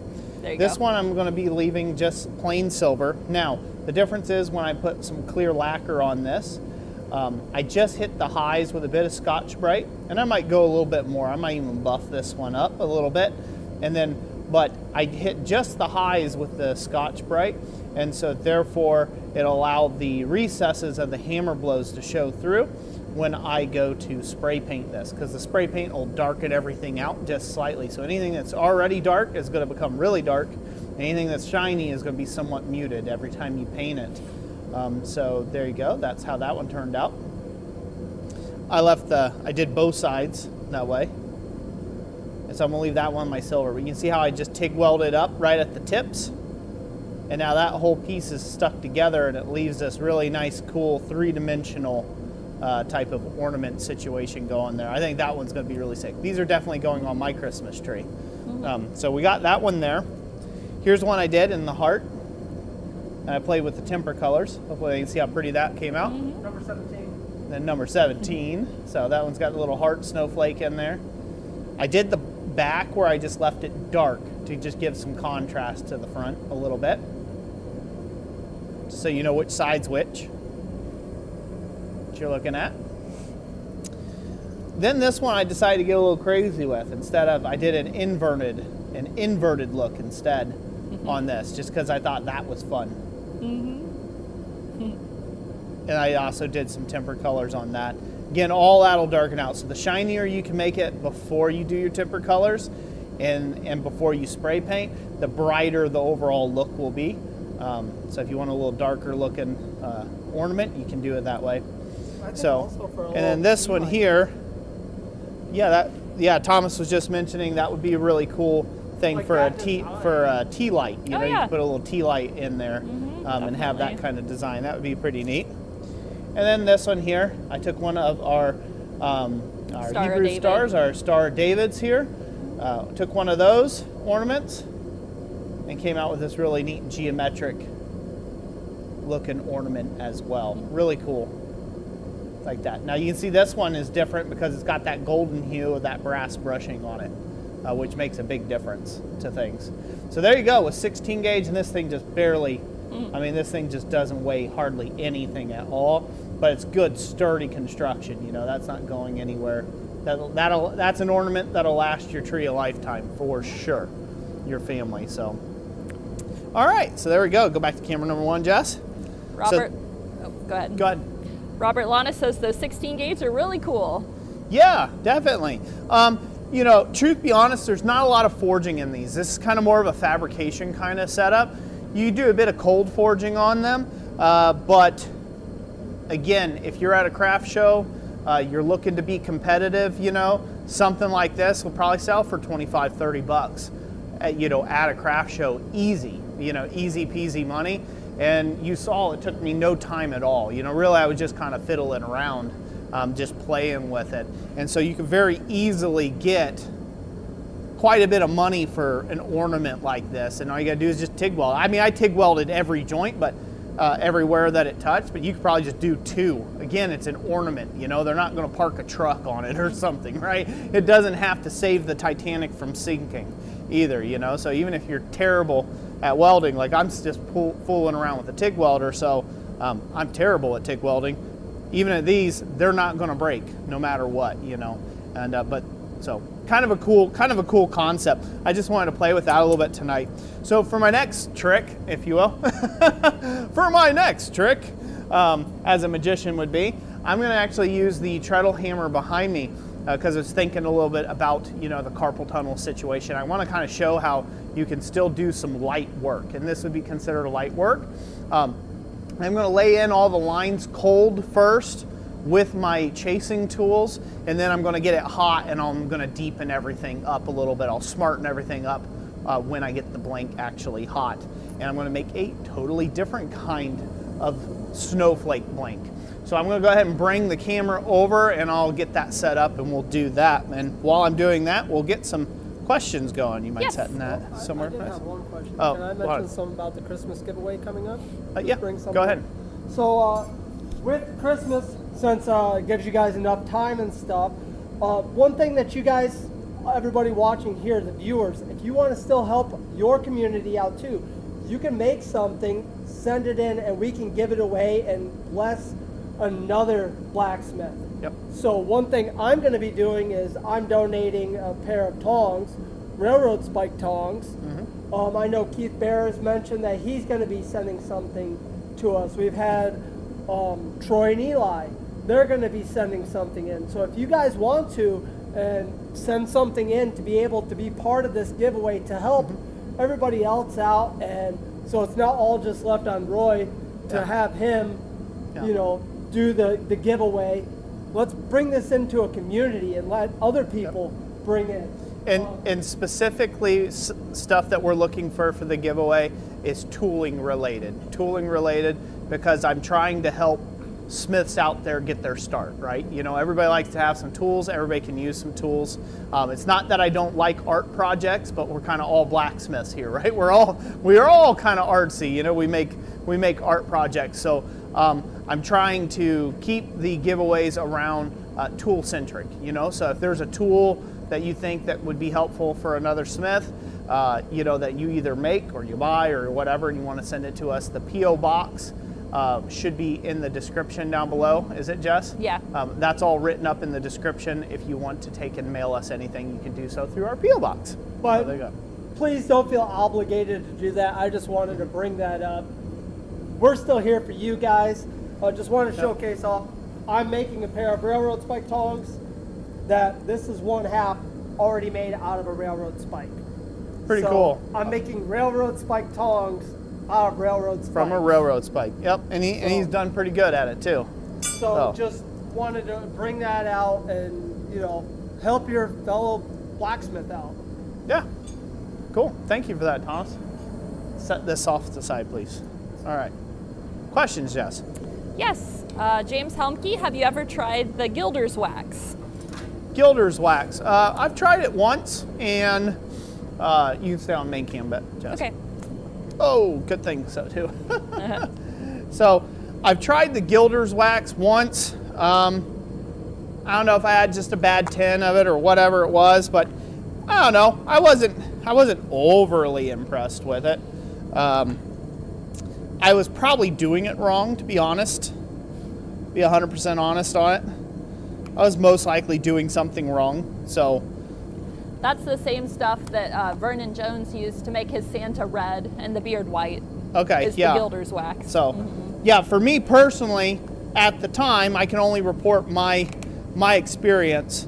I wasn't too impressed with it, but that's because, again, like I said, I probably did something wrong on it, and it wasn't.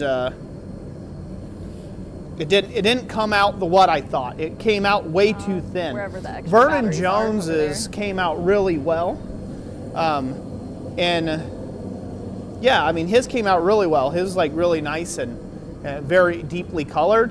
The wax I tried, I think it was like a green wax that I tried, like a Gilder's, and no, I mean it kind of looked like you smeared it with something, but it didn't look. It just didn't stick to where I wanted it to stick. So, Yeah, I read Vernon, somebody had asked, so we shared Vernon's post. He did a really cool looking Santa from one of our blanks, and then he used the Gilder's wax on it. And so the way, and then in the description, like over on our like Facebook, the Christ Center at Ironworks, you know, he answered some comments about it. And so he said what he did is he put it on the metal, and then I think he said he let it sit for like 24 hours, and then he buffed it. So that was kind of, and you put it on cold. So that was kind of how he described getting his finish on his. Robert Lana says, was that the TIG welder, Roy? what's that? Did you use the TIG welder on those? I did. Yep, on those snowflakes. Most certainly did. I get set up here. I think I'm all right. Should be okay there. Can you turn that down a bit, Thomas? The intensity, not the color. That's the color. That's the color. That's the intensity. All right, good. That's good. That's good enough. All right, we can go to camera number 2, Jess. Okay. All right, hello, camera number 2. Try not to step on the treadle while my hands are in there. So what I'm going to do is I'm going to be doing this one. What's this one, Thomas? That one's number 5. This is a number 5 snowflake, so we're going to be working on this one. This has a very Baroque look to me. I just kind of has a very acanthus leaf-esque kind of look to it, so I'm going to play with that a little bit. This is the first time I've ever done this blank, and I just figure I'd give it a try. So the very first thing I'm going to do is I'm going to use this butcher tool, and that's going to push some material to the left and to the right of center of my center live on this. And I'll do one of these, and so you guys can see kind of what I'm going with here. So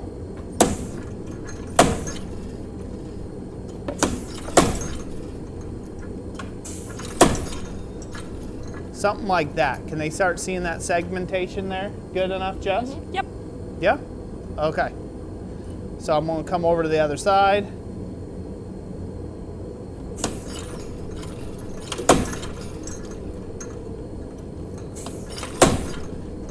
So that's going to give it some little segmentation. It's going to make it look real nice. Something like that. See that okay? Yep, definitely. Cool. So for those of you who know me, you know I really like chasing work. I like adding lines and shadow lines and things like that. Roping, you know, all sorts of things like that to my ironwork. You know, kind of more of the Gothic and Baroque period of ironwork is my main focus that I like doing. Mostly Baroque period. Baroque and Rococo are my main jams when it comes to ironwork. They're my favorite. I'm gonna add another line. As you can see, with some power forging equipment. So if you can see, I'm not working very hard here, right? Like, again, I've got an injury, I've got a couple broke ribs, so I'm like taking it real easy, right? Now that's different than carpal tunnel if you were to have surgery on your hands. But the important thing to point out is I'm not death gripping this thing. I've got a tong clip on here, I'm laying it on the material, and I'm squeezing it just hard enough to hold it where I want, and that's it. And then, you know, obviously my other hand here, even though close to the hammerhead, I'm holding it in a neutral position. I'm not holding up, I'm not pushing down, I'm not picking up. I'm literally just holding it by the tips of my fingertips just to take and put it in position so this way I can get that next strike. So just so it don't go sliding off into oblivion there. So nothing crazy, right? This is nothing crazy. This is really light work. So this is where I said if you had a treadle hammer, this would be a perfect situation to use that if you have an injury like what was previously discussed with carpal tunnel. So here we go, keep going.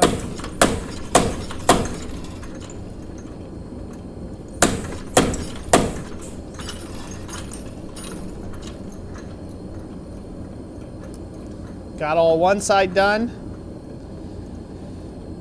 Because I didn't like the feel of it going the other way around with it, now I'm just going to flip this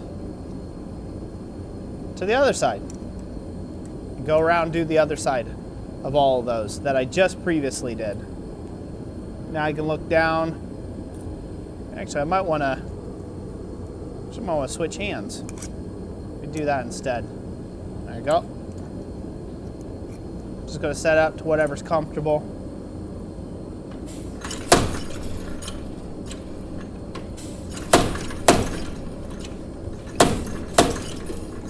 Again, the idea is to shove some of that material away from that center column.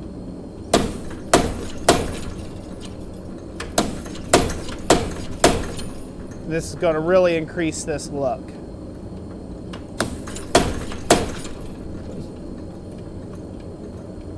Questions, Jess? Yeah. Do we have any questions? Yes. One question is, could you texture 2 snowflakes, cut one from the top down to the middle and the other from the bottom to the middle and slide them together? So like this. Oh, can you texture 2 of them and then cut one from the top and one down from the... Yeah, at like a 90-degree Yeah, angle. definitely. I mean, most certainly you can do that. That's one way of doing it. Now the snowflakes themselves, you will have a little bit of trouble with that just because there's not a lot of material in the middle. So we're at camera number 2, I'll show it. Okay. There's not a lot of material right here in the middle to like really cut. So you'd almost be better to cut it in half and then tack weld it up in the middles, right? And have your 4-way plus kind of thing. Cut one in half and then tack those 2 halves to the center, to one singular center snowflake. Some of the designs we have would lend itself to that kind of split type of deal there. Some of the snowflakes we have would actually lend itself very well to that. We did that with Christmas trees. We had a big top. Yep. Very true. Yeah, the Christmas trees would be a good one to do that too. Trying to move through this fairly quickly. There's time to clean this up later on if you want to be real particular with it.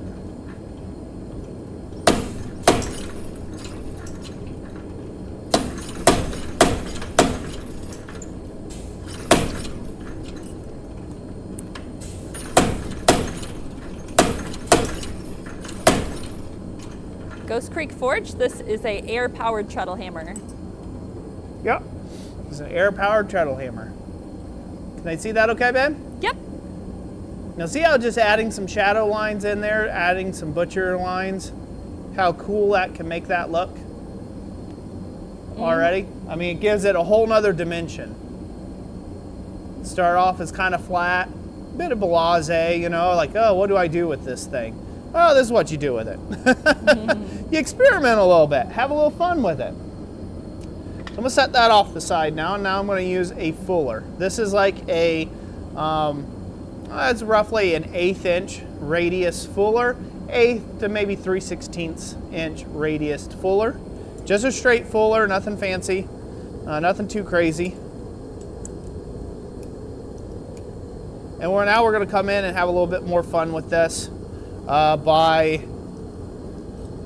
putting in some, we're gonna fuller this out a little bit, staying away from our original point of contact.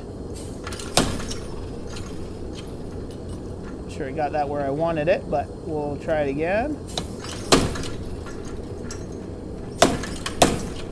It's a snowflake, so everyone can be different. I'm just gonna go chase this right on around.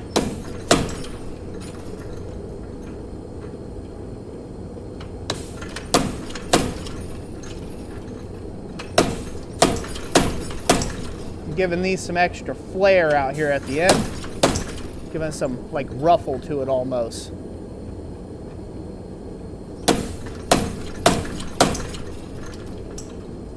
This is where you can really experiment with stuff that you otherwise wouldn't have thought about doing. And sometimes it turns out, sometimes it don't.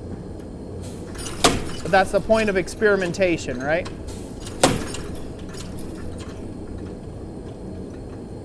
Eventually you can take something where everybody can buy this snowflake or my website, but you can literally make it your own. Whatever you can kind of concoct and come up with. You can literally come up with your own style, your own bit of flair for it.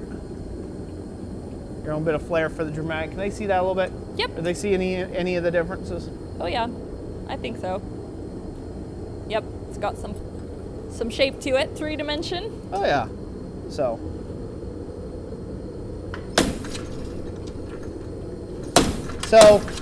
Talk a little bit about the treadle hammer I'm using here. This is my design. This is my own design treadle hammer. I originally made this, so this is a modular design. The hammer head I'm using right now is the heavy hammer upgrade, and it comes with its own kind of die block, so you can make interchangeable dies for it and stuff like that. But the original concept came up with pretty much just swinging an easy way to make a bracket to swing a sledgehammer, you know, via foot-powered force, which still has a manual treadle option. But the original thought was you can take your any old sledgehammer, end your anvil, mount this thing to a 2x4, and go to work. And that was the original concept. Later on, I added the air powered option to it, so you could use some compressed air to do some work. And that's been very popular. And quite frankly, as you can see, I like to use this hammer all the time, exactly for this purpose. So I love the air-powered option. I'm not breaking a sweat. I'm just out here making some cool ironwork. What do you think? I like that. It looks really neat. And again, you could just keep elevating this if you wanted to. There's a lot of things you could do to this. You could put texture to this if you wanted to. You could stamp the middle with something. You can do a lot of different things like that. In fact, I think I will stamp the middle if I can find the right diameter to do so. Eyeball punch. So I've got a rivet header, eyeball punch. I'm gonna put that right in dead center, just like you see it there. And then we'll go through the rest of it. Questions, Jess? Let's see. Harold Hodgkinson says, I'm not allowed to weld any longer since I have a pacemaker / defibrillator. I guess I could try silver solder for the snowflakes though. Yes, silver solder, or my other suggestion to you would be the brazing. So are we at camera 1? Mm-hmm. So my other suggestion to you would be to take and do brazing, to go ahead and braze up your the thing. So you could do that as well for the snowflakes. And it would work, and it would be more than good. Be more than good. A little more, a little more time consuming maybe than just running a quick arc weld on it, but you have to learn to adapt with what you got. So, hey Thomas, can you hand me my thin tongs? Yeah, there. Actually, the other ones, right next to it. Nope, the other ones. The other ones. There you go. Ghost Creek. Yeah. Do that. Now that my hand's got to get really close to this, I decided to use a pair of tongs, so it makes it a little bit better. Get this lined up here where it sits nicely.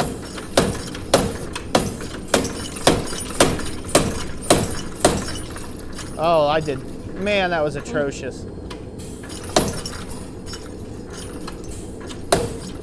Should have laid that in hot. This one's a little harder to do. Yeah, see, I screwed that one up. That one jumped too many times. Just use a little ball peen in the center. It'll take care of it. Oh, yeah. I'm going to heat that up and then do that again, so. All right, camera number 1, Jess. Yep. Yeah, so anyway, so this is my design treadle hammer. Like I said before, it works off of a 2x4 in your house. This I've had to beef up. Obviously, you're going to have a beefy 2x4. You're going to have to beef it up as you swing a lot more weight and things like that. I've got this literally set up for chasing mode right now. I could set it up a lot higher to where it could be hitting top tools, or I could just take out the bottom die block, and now I've got all this length in here to where I can be striking top struck tools with this. I would probably still adjust this to where it comes up higher so you get more of a swing and a hit with it. But yeah, really cool bit of machinery here. It's something I'm quite proud of, and it works really, really well for its design purposes. So, but you can do that with a sledgehammer, a spring, and a stick, with a bit of rope. You can design yourself something very quickly just in your own shop to take and use, in that capacity. Blacksmiths have done it since, there was a lack of helpers, right? And a lack of strikers. So they've been doing it for centuries like that. The big difference with mine actually works off of, there's a couple different engineering principles at play in my design that allows it to swing a lot harder with a lot less foot travel than what you would have with just a sledgehammer on a spring and a rope and a stick, right? It doesn't have the same amount of oomph as what this one does, but that's part of the reason why you would buy this kit in the first place if you were ever interested in it. So, we good to go? All right, bring it on over, Thomas.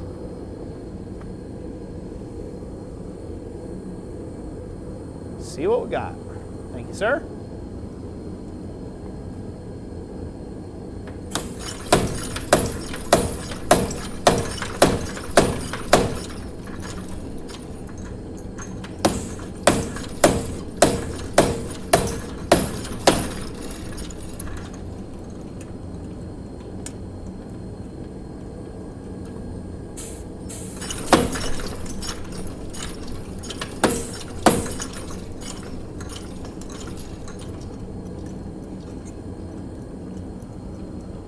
Well, they can't all be winners, can they? In the winner circle. I'm going to take this further because why not? When you've already done something wrong, you might as well just keep on going. Because it can't get any further than from what you've already don't like about it. So you might as well experiment just a little bit more. Just happy little trees. It's a happy little tree. Happy little accidents. Easy.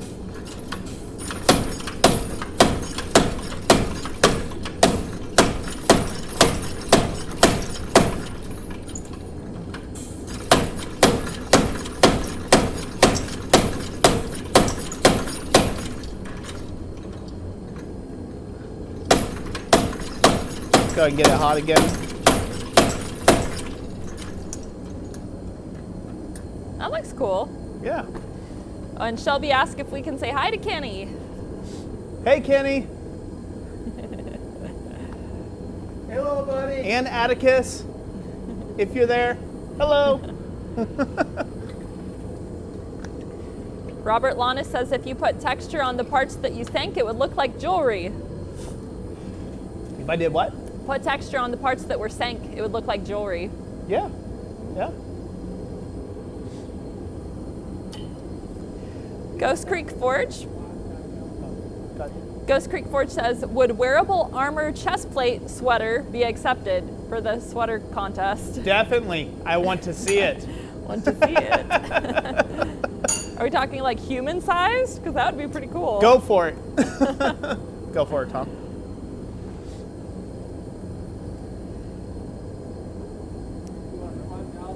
Nope. All right. Back camera two? Yep.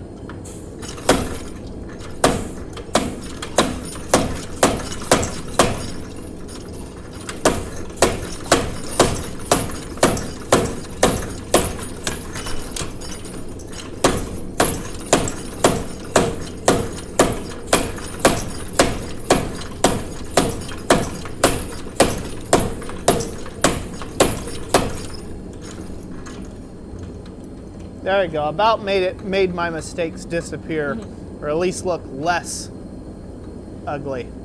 Metal's we shall easier see. to do that than wood. What's that? Easier to do that with metal than with wood. Yeah. Some days. Put that back. Put this on. Choo-choo.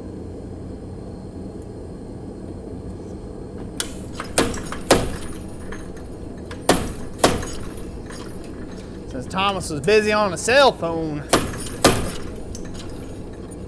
They're calling the car. I was checking what the people are saying. Ah.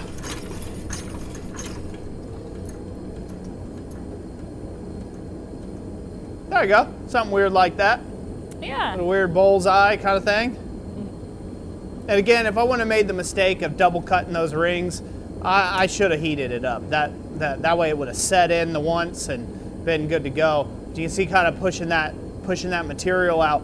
That's completely different from where it started at.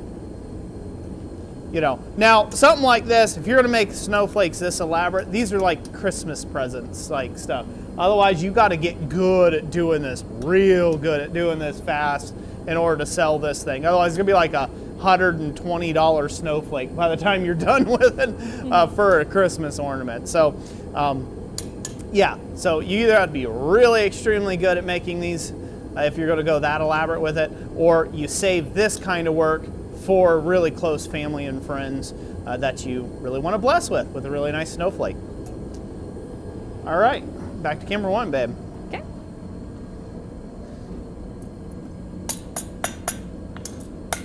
Well, you want to get to forging and making some other stuff there, Thomas, Yeah, what did, and then I'll just keep talking to the camera and I'll go over some stuff that I need to go over. Yeah. What Wanna did do the that? people No. want to see next, Justin? They happen to say The only comment on it was they did not want to see the semen.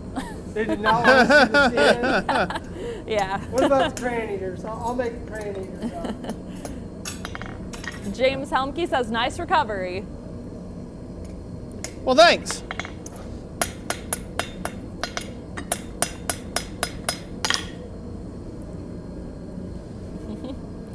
Robert Lana It's says pretty that's ugly. very cool. No, I like it. It's cute. Huh? It's cute. We should give it to your sister. Well, I mean, it'll. Let's give it to your sister. Yeah, yeah. That's I pretty think ugly. Let's give it to your sister. You can't make a man. That's so great. No, That's why I married her. No, I actually like it, but no, I was thinking because sometimes we give the hand forged ornaments to family members. So, let's see. MK Beeman 45 says, "Do you recommend buying or building a forge?" Nowadays, buying. I would used to recommend like building your own forge, but honestly, well, let me take that back. Roll that tape back. What kind of forge, right? Are you talking coal or are you talking gas? Coal forges, build your own. They're overpriced if they're already pre-built, generally speaking. There's not that many great economical options to buy brand new coal forges from somebody, because someone has to put a lot of fabrication time into them, and so therefore that costs a lot of money. And then they have to freight it to you, which costs a lot of money. And so it just won't be cheap, right? And then if they put paint on it for you and they make it all nice and whatever, and it's candy apple red or it's, you know, forest green or however, they had to spend money on it. They're going to transfer those costs and those savings onto you. So for me personally, coal forges I would build. I would buy a fire pot, a good fire pot, a nice ductile fire pot or cast iron fire pot to use with a blower setup, and then build the forge body and the table yourself. If it is gas, there are way too many cheap options out there for gas forges, really economical gas forges. It's pretty much eliminated any sense it used to make to actually build your own gas forge, except if you have a specialty purpose. So like if you have some weird shaped item and you're going to build a bunch of bricks up and you're going to throw a torch in it, or whatever, then that makes a lot of sense. Or like a one brick forge or something. But I would go with just buy something that's already made out there. There's a whole wide range in the gas forge lineup. What's up? You keep smiling there. I know, Dana. It came out wrong. That was like bad timing on my part. He says, just when you thought Jess was a nice person. That's ugly. Give it to your sister. LOL. Trying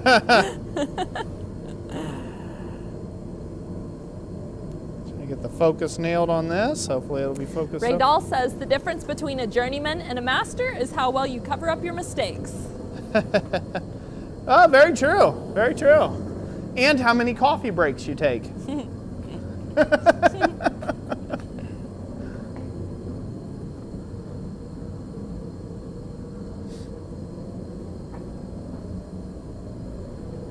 All right. What else? Let's see. The Black Hole Forge says, is there any kind of finishes that you recommend for hooks when they are going outside? Hooks? Hooks. Paint. That's it. All the other type of stuff, not going to hold up. Paint. That's like really the box standard option. Unless you're making them out of stainless or something. Like again, the only finish that's going to hold up in outdoor climates is going to be paint. The next to that would be a heavy oil, like an oil-based finish. That can thwart stuff if it's going to be used regularly, and if they don't mind it rusting over time, you can get away with an oil-based finish. Waxes don't hold up as long as like an oil would, like in an outdoor location. It also depends on what you mean by outdoor. Like inside, let's say you're doing work for a riding stables, right? And you're going to make up some horse tack hooks that are going to be in the barn. You can get away with a lot of different finishes. You can get away with oil, you can get away with wax, you can get away with everything like that, and it's just going to last a really long time before it builds up any sort of rust or corrosion on it. But if it's going to be directly out in the rain, there's nothing that's going to save it other than paint. An enamel-based paint. So, yep. Tim O'Connor says, good night, guys. See you next month and happy Thanksgiving. Yep. Later, Happy Thanksgiving, Tim, and we'll see you next month. Rob O just said, just ordered some more blanks. I'm going to steal your 3D snowflakes for Christmas presents if you don't mind. Love all the videos, tips, and tricks. Very welcome, and no, I don't mind. Definitely make them up. That's the whole point. And you buying the blanks in the first place. So this way you make them up. You can turn around and sell your Christmas ornaments. You could do all sorts of stuff like that. That's perfectly reasonable. That's what they're there for. Black Hole Forge says, my favorite part is when you turn the ornament sideways and you can still see the snowflake design on the inside. Yeah, that is neat, ain't it? Yeah, the 3 dimension is really cool. And again, I'm not the originator of that idea. I just want to be very clear. I'm not the originator of that idea. I've had, I believe the first person that showed that to me was Harold Hilborn. He sent a picture of it. And then there was, shortly after that, there was one other subscriber that sent a picture that that's what he did with our blanks. And he was selling them at craft shows and stuff like that. So again, wasn't my original idea with the blanks. It's just something I found that was really cool. And I'm like, heck yeah, man. Like we need to, I want to make some of those for myself. So figure I'd share with you all. What else, babe? Well, I've read all the recent ones. I was looking back to see if we missed anything. Yeah? Yep. Okay. So, well, I would like to say a few things. Okay, go for it. So I'll get into a few things. Specifically, I'd like to talk a little bit more about the Blacksmith Christmas giveaway live stream that'll be coming up, or the Great Blacksmith Christmas giveaway live stream, if you will. You can keep working. You go ahead. Yeah, you can keep working. So we have been doing that now for what, going on 7 years, I think? No, longer than that. I think last year was our 8th annual. Yeah, that's right. Yeah, last year we've been doing giveaway live streams for like 9 years. We're coming up almost a decade of doing live streaming and doing some of those sort of things. And so, all right, you got to pick a spot. You're on this side or this side? Which side? Sit down. I know, but you got to be on one side or the other, so this way I can still talk and not be on screen. There you go. He was swiveling all around on me. So, anyways, so what I was going to say is, so we've been doing that for quite a long time, and what that is for us, and what I enjoy most about that is I really enjoy the community aspect coming together, and I really enjoy being the hub, the nougaty center, if you will, and all of that cheer and gift giving and things like that. It started off really small with just a few people getting on, just a few, friends of the channel, exchanging some gifts and sending them back and forth. And then it ballooned all the way up to where we were giving away Holland anvil swedge blocks, and we were giving away anvils and forges and you name it and things like that. And now we're to a place where we're giving away a lot of our own personal tooling that we make here in the shop, our own blanks, and then I'm also buying tooling from other manufacturers of tools and stuff like that. And all of that is in an effort to, it's not really give back, it's more show how much we love our community here on YouTube and across the internet and in person. How much we love the blacksmithing community. And it's not all about take. It's about give, and we really enjoy serving you all out there. That's why there's over 2,000 polished pieces, some not so polished pieces, admittedly, pieces of content here on the platform, and it's all free. It's all free education, and that's the way it has been for, well, since the dawn of the channel, right? And so for us, that's our biggest time of year to be able to do that. Now, I know a lot of people, for many different reasons, have holiday blues. Some people don't like the idea of Christmas, and they want to say happy holidays, and some people are Hanukkah, and this and that, and Kwanzaa, and whatever, right? For me, the Christmas spirit, the Christmas attitude, the whole reason is to take in love on your neighbors. Like, that's the whole point of Christmas to me. And so as we're heading through Thanksgiving and as we're getting into that kind of season, you're going to see a lot more of that kind of philanthropy side of us come out. And so expect to see a lot of posts around that, because I hope this year that we can shine a light into this pretty dark world we live in, because it's not all bad out there, folks. It really isn't. You can be the bright spot in your community. You can be the bright spot in your local group or your local club or to your coworker. You can be a bright spot to your coworker. So, man, she's had it on you guys she's had it on you this whole time. I'm doing this heartfelt thing to the camera, and she's like, I'm watching Thomas's crooked finger at the anvil. It's literally on you the whole time, and I'm like, I should show what he's doing for a second, and then he stopped because and then I was literally patting him on his head. Okay. Yeah. I was like having this,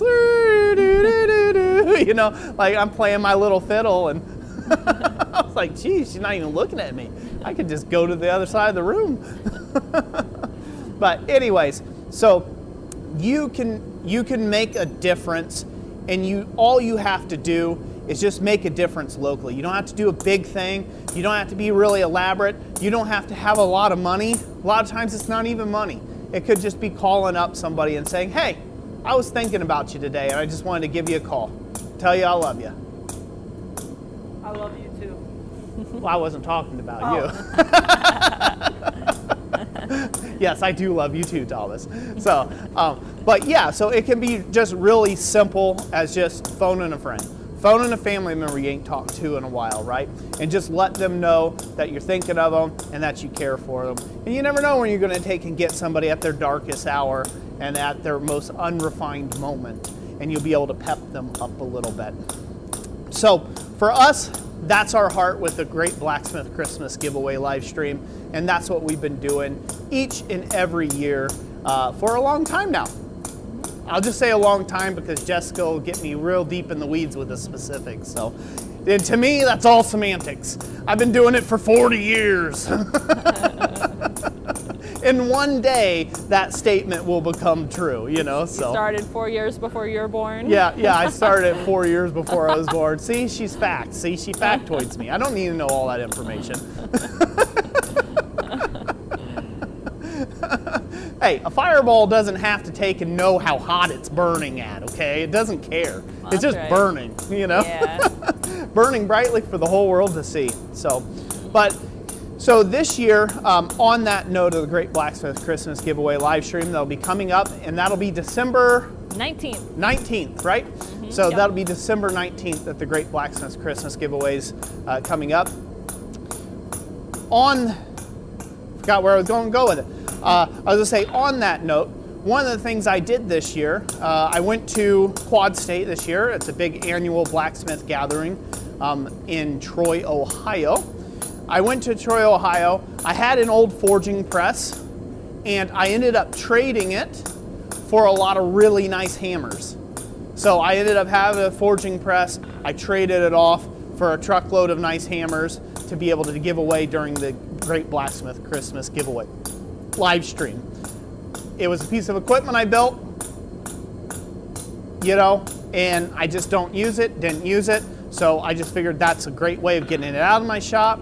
I can give that away, you know, I can trade that up and, you know, and then give away the results of it. So I've got some great tools like that. I've got some other great tools that'll be coming, that I'll be buying, that'll be giving away in that as well as all of our blanks as, you know, included. So I think I'm going to make up a few guillotine tools. Don't quote me on it. I'm going to try to use that as an excuse to play with the TIG welder a bit more. I'm going to make some forged, I'm going to make some of our guillotine tool kits up into fully finished guillotine tools and add those to the Great Blacksmith Christmas Giveaway live stream, and whatever other people sends me. I know I've got some hammer drifts and some tongs coming and things like that. And you don't have to worry about, you have to worry about postage to get the postage to me, but you don't have to worry about postage if you win an item, because again, we ship this. This is out of the goodness. This is out of just the love for you all. We're just trying to get, people good tools in their hands, and so we cover the cost of all of that. So we do appreciate your support, and we do appreciate your help in those endeavors. And hopefully, more than anything, if you just show up to attend the Great Blacksmith Christmas Giveaway live stream, we really hope that it'll just bless you, and it'll put a smile on your face, and you'll just go away from it a lot happier than maybe when you came. So it'd be cool if you came all excited and jazzed and you drink way too much coffee and you're ready to party. That would be cool too. But really for us, it's just that you go away with a much better outlook in life than what you came to the stream. And so that's what we hope to do with that. That's it. I'm off my soapbox now. It does look a little flatter now. Oh, thanks, Thomas. Thanks. Dana says, I remember your first live stream.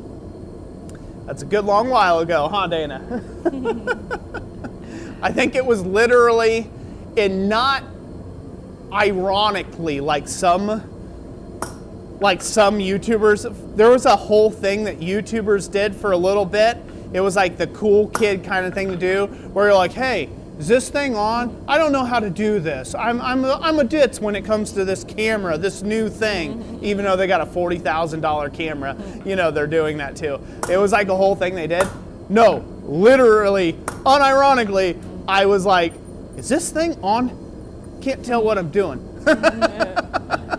I actually had no clue what I was doing for my first live stream, and I just figured I'd winged it. And then I was like, oh, there's people here. Well, hello, person from wherever you're at in the world. So, yeah. Flapping away. That was a long time ago, man. Simple times. Simple times. I was gotta like, go who back are and all watch. these creeps who watch me on a regular basis? And now I've met most of you creeps. You're pretty cool. Questions, Jess? Roger Caldwell says, idea for the Christmas giveaway, dye your beard and hair white to look like Mr. Claus. Oh, yeah? Oh. Well, maybe. I do have the Kringle stash going, so I got the curly mustache going. The beard is coming in nicely. Don't know if it'll quite be there. I've been moisturizing it every day, been trying to brush it nicely. I don't know if I can get enough beard growth by then to have that like really nice, bushy Santa beard, but oh well. If not, glitter beard. Glitter beard, yeah. I do have an outfit though coming. There will be an outfit involved in the Great Blacksmith Christmas Giveaway live stream. That's a little foreshadowing. So.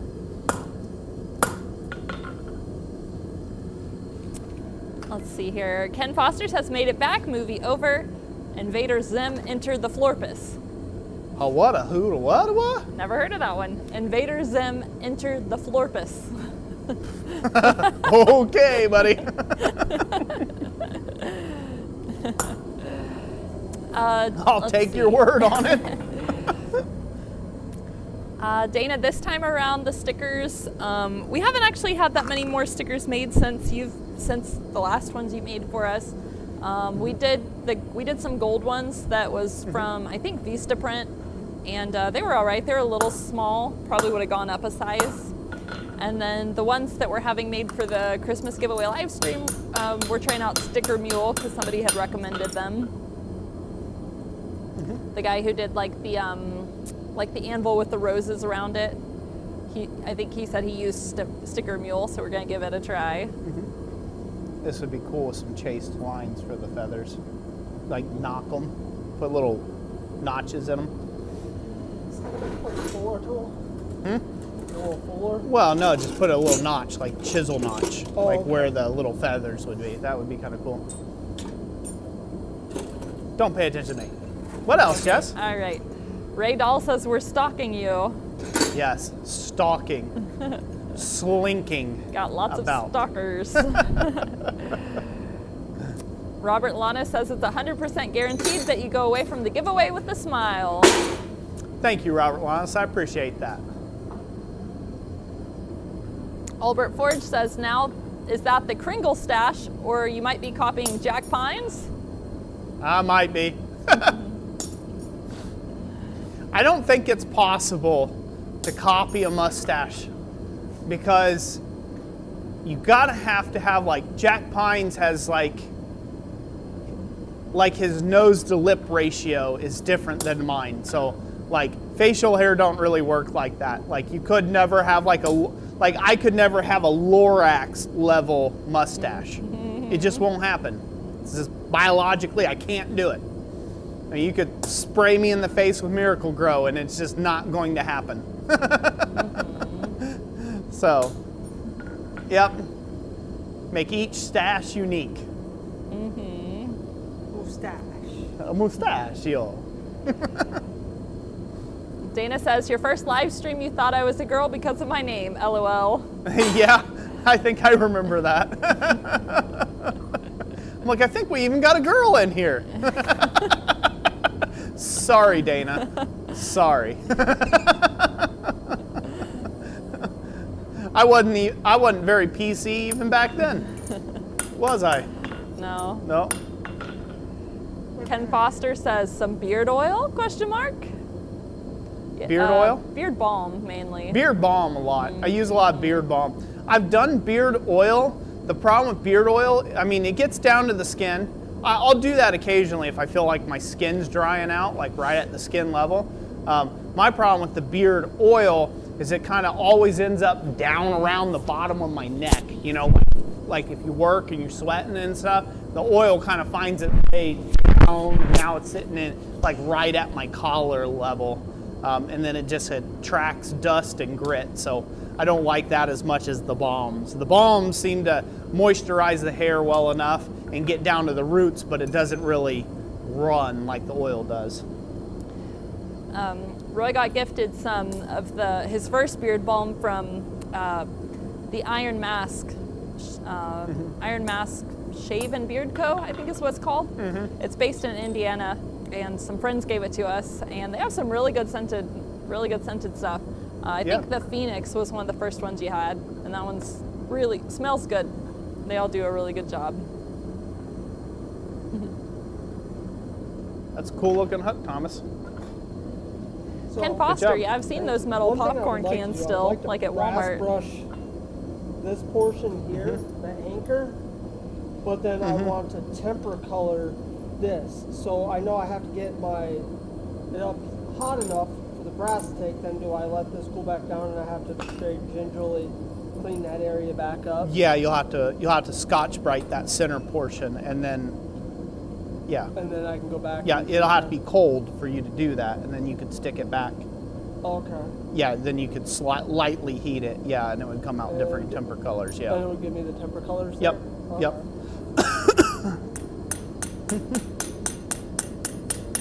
Doing a good job on the hook. Are you on camera too?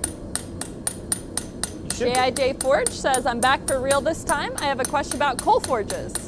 Go for it. Go ahead and drop it. Dana said, Eve got a good laugh. I bet she did. I bet she did. Like, haha, he called you a girl. Is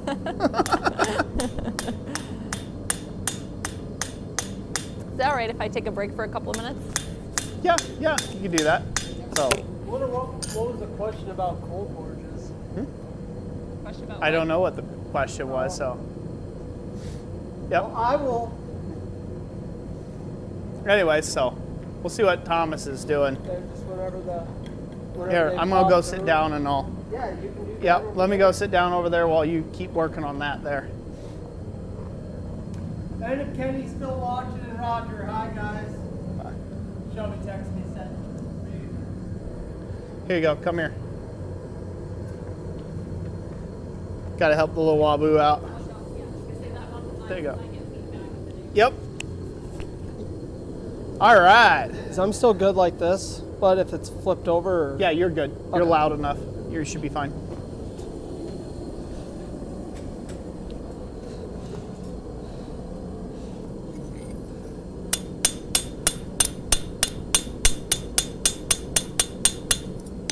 All right, I don't know where Jessica left off at. Okay, it was the very last comment. JIJ Forge and Fishing. So it says, is a 12 by 12 by 3 inch welded fire pot enough for a coal forge? There's one on Amazon I'm thinking about getting as a temporary fire pot. It's welded steel and claims to be rated up to 2,700. 2,700 degrees Fahrenheit is a bit, I'd say that's a bit ambitious. The problem with welded or fabricated steel fire pots, and this will always be the issue that you'll end up having with those. See if I can bring on Jessica's cam here without messing stuff up. There I am. All right, so the problem with steel fabricated fire pots, the main issue that you have with those is if it's not constructed well enough, you get a lot of twisting. You're going to have a lot of movement out of it and buckling and puckering and things like that. If it's made out of very thick material, a lot of thick steel, and it's fairly small and trapezoidal, it's fine. It's going to take you a really long time to wear it out or burn out your fire pot. Because most of the heat happens in the top, call it the top third of the fire. That's where the nucleus of your fire should be, and everything underneath that should be a lot progressively cooler as it gets closer to your air blast, because the air's blowing across and it's slightly chilling it. So fabricated fire pots are okay. Cast is a bit better in my opinion, but they can be fouled up too, you know, with improper management. As far as it being 12 by 12 by 3 inches deep, that seems a little large to me. 12 by 12 by 3 inches deep. The internal dimensions of my fire pot, I believe, is like 8. It's like an 8 by 10 or something like that. So maybe 12 by 12 works the same. It's just in a square format. So it would probably be all right. You know, you don't want something that is, you know, 12 inches deep. You're going to burn far too much coal. Again, like I said, the hottest portion of that fire is going to be in the top third of the fire column. So if you had a full pile of coal up there, you have a whole bunch of coke piled up, that top third is where the hottest portion of that fire is going to be. Not down low, not in the bottom 2/3, but in that top third. So you just need enough. You need a deep enough fire pot to contain enough coke to heat the material effectively and to consume oxygen effectively. You need to be able to consume the excess free oxygen that's in the environment. So if you can do that, then that's perfect. So.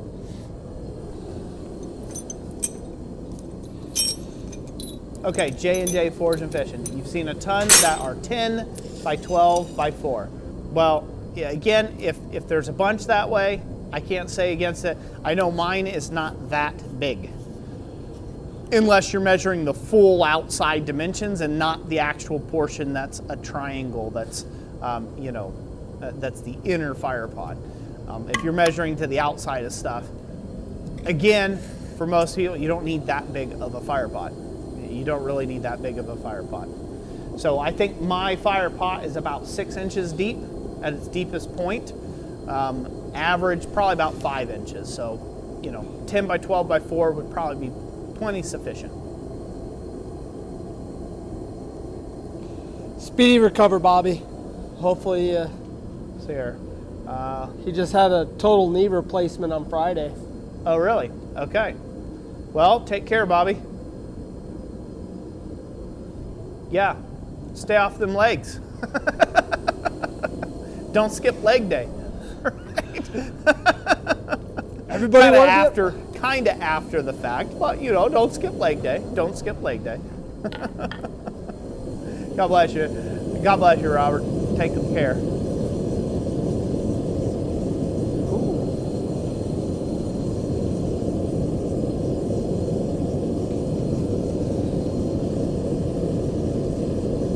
right, Ken Foster had asked, let's see here.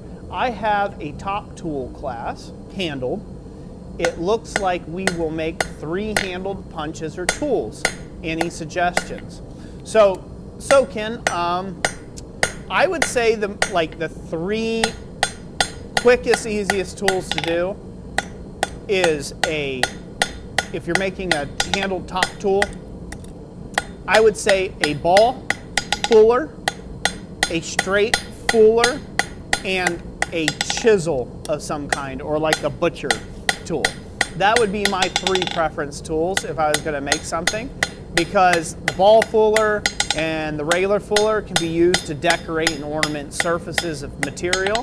It can also be used to effectively spread stuff, and just like you would use with a ball peen or whatever.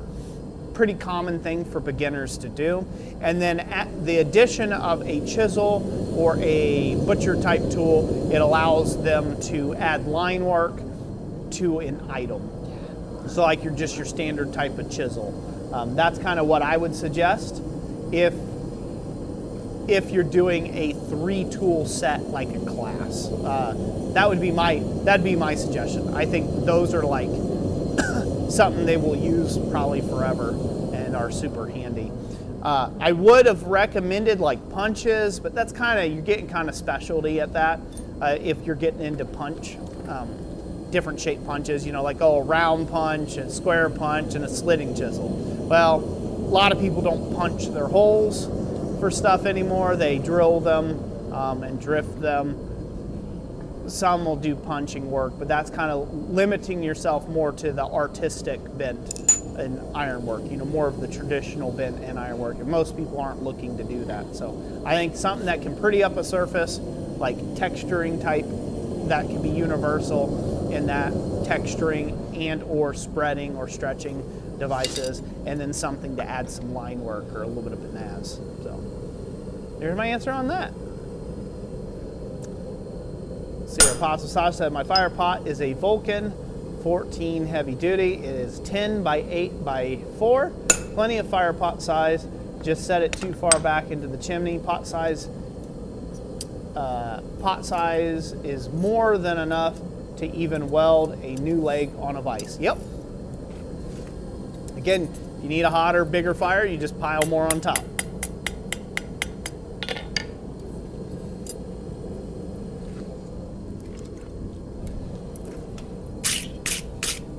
Cool. Let's see here. Project Hallware. My fire pot is old cast iron, about 100 years old. I have an old smithy that shut down. It's 8 by 10 by 4. See? I bet you that's probably what mine's close to. That's probably close to that same amount. But I think mine's like 5 inches deep. It's like 5, almost 6 at the deepest point. I don't know, it's been a while. I haven't actually measured it. It was an old forge. It was my very first forge, and I didn't really care. Made a good fire. It got the thing hot. It turned the rocks hot. Mm-hmm. Yeah, it made the carbon hot. And then I smithed in said carbon. And it was wonderful. So, now we're gonna go to camera 2. See what Thomas is doing over there. What you doing, Thomas? What you doing? So I'm gonna be putting my little curly cue. I almost started yelling. Yeah. The little curly cue. Remember, guys, always away from your work. Oh, looks like I'm going to be in the way because you're holding it up away from the camera. There you Right go. down here. So always curl away from the work you're doing.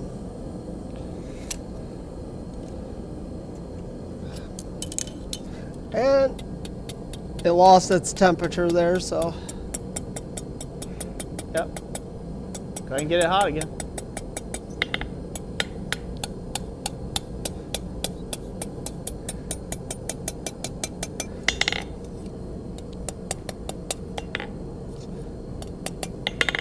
There we go. Yeah.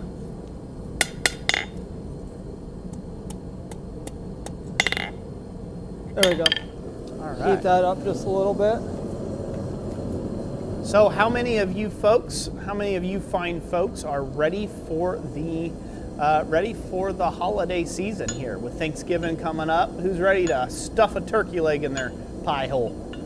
Oh, this year, going to be doing a turducken. Oh, a turducken. Yeah. Ah. So you take the turkey, you shove the, well, you take the duck, you shove Keep it it into PG. Keep it G. you take the duck and you stuff it into the chicken, and then you take that and you stuff it into the But turkey. aren't ducks bigger than chickens? Not the duck I'm getting. See, Or because it's a turducken. So it's a turkey, a chicken, doesn't and a that duck. mean you stick the turkey inside the duck inside the chicken? I Because didn't it's a make turducken? I didn't make Is the that how it name of goes? this. I'm just messing with them. I didn't name it. I couldn't care less about a turducken. Hey, you've eaten the chickens that I've It's got a raised. gerbil stuffed inside a hamster, stuffed inside a weasel, stuffed inside a goat. Have any of you guys done a turducken before?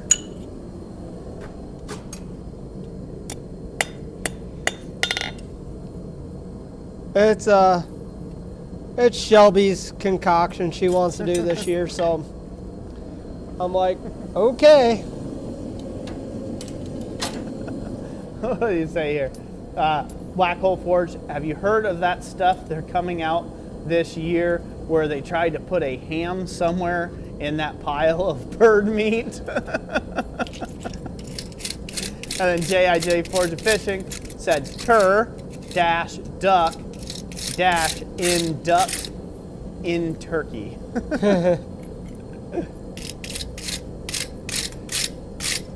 Let's see here. My wife forgot about the Canadian Thanksgiving for me, so I keep telling her no turkey for her. But she knows we will have turkey for what I want to cook up. My dressing. Yeah, dressing's good stuff. Yeah, my mom this year, she's going to be doing most of the cooking. So our family tradition around Thanksgiving time, ever since we moved, and even before, we're not real big turkey people, and we're just not into like the traditional Thanksgiving full out spread. We just never got into that, and we're like always so busy to be able to try to put all that food up. And we don't like having to eat on it for the next 7 weeks, solid. So what we ended up coming up with, or what I came up with specifically, was like Thanksgiving in a pan. So what we do is we do chicken instead of turkey, because again, we like chicken a little bit better. Do a bunch of chicken breasts in a pan, and we layer it with like au gratin potatoes and like stuffing mix, and like we put like croutons in there and French fried. The French fried onions, we do like a layer of that, and we put it all we used to do it in like cream of mushroom and cream of chicken sauce. We don't do that anymore, clearly, because, I have allergies against dairy now. So therefore we don't do that. But we put all that in like a casserole pan, and, we'd make 2 pans of it. And yeah, that's like, chef's kiss, top notch. Good old casserole, for our family. And that's always worked out well. And we're like stuffed. Everyone's still stuffed, So it's kind of like you take almost all the things we liked about Thanksgiving and we just threw it all in one pan.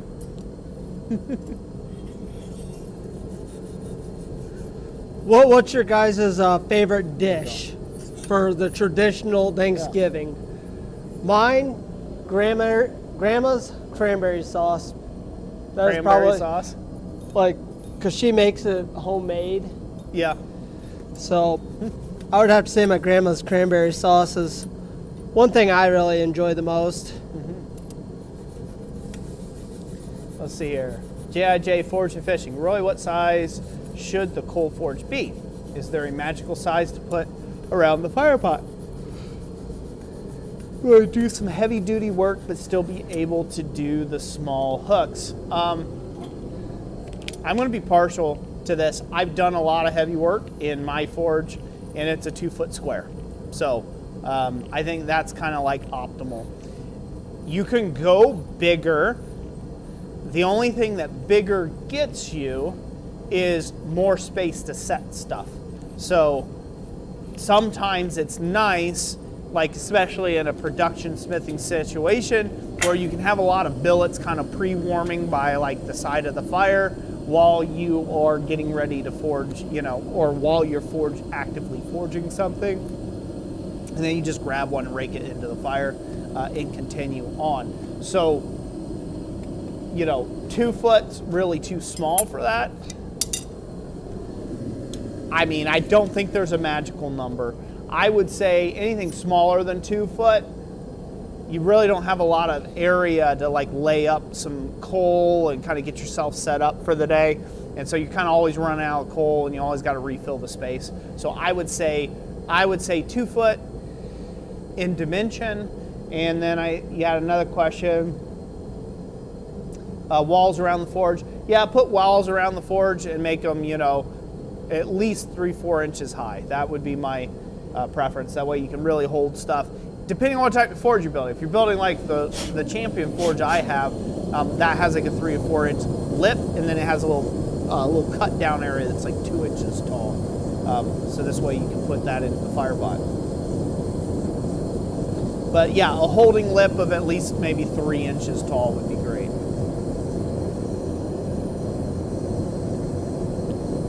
Ken Foster said, I'll be making Italian cream cheesecake for Christmas, and I wouldn't mind making some fondant potatoes with duck fat. Ooh. That does sound good. Sounds good. That sounds Except for really the Italian cream cheese, I'd be dead. I'd be dead on that one. So, mashed potatoes with butter and gravy for J&J Forging. Carrot cake for Ken Foster. Again, Harold Hotskin, take care. Thank you, brother, for being here. God bless you. All right, Roy, you know how to do the transfer over thingy? What's that? Yep. I'll go to camera 2 for you. There you go. You probably bring it up a little bit, I think. There you go. Maybe back it up just a fuzz. And there you go. Right in there. It looks okay. Well, right there's for all my crayon-eating brethren. Love you guys. Pretty neat look. I definitely love all you guys that have served. I just pick on you. You know, that's what brothers do. You know, except for the Coast Guard. You guys aren't real. Yeah, they're all liking it, looks like. Just kidding on the Coast Guard. We need them too. J.I.J. Forge and Fishing said, hey, you finally made the only branch that matters. No, please tell me why you have to ride around with your semen then. Yep. Ghost Creek Forge said, dude, that is awesome. So and far, Dana Maggiore said, nice job, Thomas. So if you guys are just tuning in, earlier we did go to camera 2. The true branch that only matters. The true branch. And then we got the ones that couldn't pass the ASVAB with high scores. And but they're right there. So boy, you know, you're really not selling the blanks this evening, Thomas. Oh no. You're like insulting both halves of the audience. Oh no. See, well, because the Army is the only one that yeah. Yes. You guys know what it stands for backwards. Oh, I don't know. I don't know how many people here are military men in the comment section. So we got a couple. We got a couple in there. Yeah. Yeah, more. Got more Army in there. I think I saw one. Well, we did have a Marine in there. Yeah. But I don't think we had any Seamen or Air Force. No. You know, I don't think we had any Navy or Air Force in there. No. And to be honest, I've only met one person that was Coast Guard in my. And Roger Caldwell said, "Looks great." Thank you, Roger. Yeah. Yeah. In all my time, I think I've only met 2 people that were actually in the Coast Guard. Yeah. Like, and you know, I picked on them and stuff, but I was like, "What did you guys really do?" And you know, everybody wants to joke on the Coast Guard, but they're actually pretty important because they're the ones that's actually on the border for Florida, Yeah. all up and down the coasts, Like, who do you think saves anybody when they're out on the ocean? Yeah. You know? Who do you think comes and saves the Navy? Yeah, I mean, it's the Coast Guard. So, Yep. like, I know we joke about them, but Army, yep. you know, they actually do serve a big role, you know, and we just pick on each other because we love each other. Yeah, it's actually kind of interesting. So Thomas, he's a year younger than I, and like we compare life stories sometimes, and it's interesting like how when I was a kid, so my dad, he served in the Army, and when I was a kid, that was like my deepest hope and dream is to take and get, you know, to sign up and enlist and go in the Army as soon as I was of age to do so. And it's interesting how that like changed over time for me. So I never served personally, and but it's interesting to compare our life stories and kind of like where he was at the time I was doing this and where I was at the time he was doing this, since we're both very similar in age, you know, and like his route he chose right out of high school versus mine. I chose marriage and, you know, pretty much right out of high school with Jess, and, you know, kind of pretty much started homesteading and farming and that kind of thing, whereas, you know, and then blacksmithing shortly thereafter, like a year after that, started getting into forging. And during that time, I worked heating and air conditioning work and stuff like that. Meanwhile, Thomas is out, you know, he's serving our country. So, in a completely different place. So it's definitely interesting how that worked like that, and then like couldn't seem like two individuals that couldn't be kind of further apart all of a sudden find themselves in northern Michigan together, working together. So, yep. Yeah, I'm getting a little bit of hate. You're getting some hate there? Not really hate, you know. You're not getting any hate. No, the Coast Guard. I know I pick on them. I pick on everybody like that because coming from a guy that was in the Army. Now, if somebody else was really picking on him, it's like, no, you don't get to say that. Talon's Craft said, my dad and son were in the Navy. I couldn't join because of a childhood injury. Yeah. Yeah. I'm not sure they would have took me even if I did want to serve. I had a murmur. I have like a heart murmur, and I pretty much shattered both of my arches in my feet. And at that time, it wasn't like, I don't think they were into people who had pre-problems coming into it. From what Thomas tells me, they've changed that now. They've got corrective stuff they do, and so with that, Navy, without me having to go online and look real quick, because that's actually what I'm going to be making next, is the Seaman. What is their slogan? If you guys can help me out with that. Oh, the Army Navy. is hoorah. I mean, that's Marines. Hoorah. Army, huh. So does the Navy have anything? Roy laughs. Hawk. No, Marines. Hoorah. Y'all got such clever sayings. So if you guys could help me out with what Navy's is on here, if they even have a saying, something. Can you guys give me some inspiration here? Yeah, Black Hole Forge, the Coast Guard, they actually get to hunt down pirates. How cool is that? I know, right? Pretty cool. That is kind the of whole swashbuckling thing, you know. Yeah. Ray Dahl, Merchant Marines. Yeah.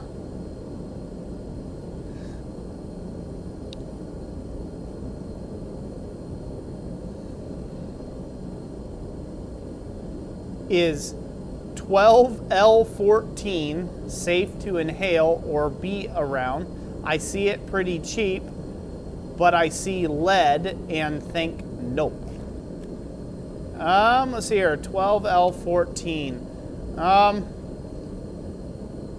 So I'm assuming this is a steel of some type, a steel designator of some type.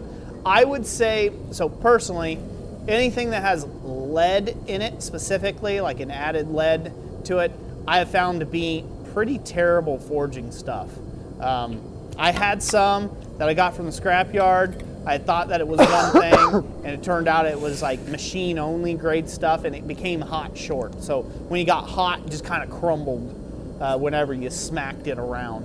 And I don't know that specific alloy personally off the top of my head, but I would say that that is, just stay away from anything with lead. Why even have to put yourself in that predicament, you know, if you don't have to.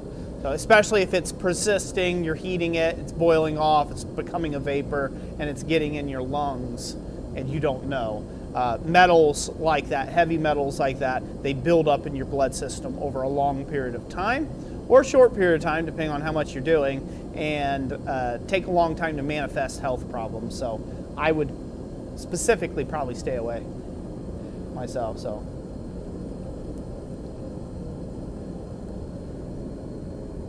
All right, I will swap up with Thomas. Yeah. Come over here. She'll take your thing, and I'll hand this back. Come on.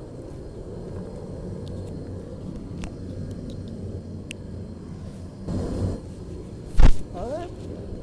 So still needing your guys' help here, unless I can look it up for what the Navy has as their slogan. And when it comes to the Navy, they have one of the by far superior Air Force, you know, air support, not Air Force. Those guys right there, you know, they're pretty insane. You know, and I see right here, yeah, it's for shipping us, you know, shipping soldiers around and for artillery support. Yeah, the Navy, I have actually one friend that was on a destroyer. So, pretty cool job that he had. And, you know, there we go. Thank you, Ghost Creek Forge. Hooray? Is that how you would pronounce that, Jess? Hooray? Yeah. Hooray. Yeah. I need one more person. I want to make sure that's correct.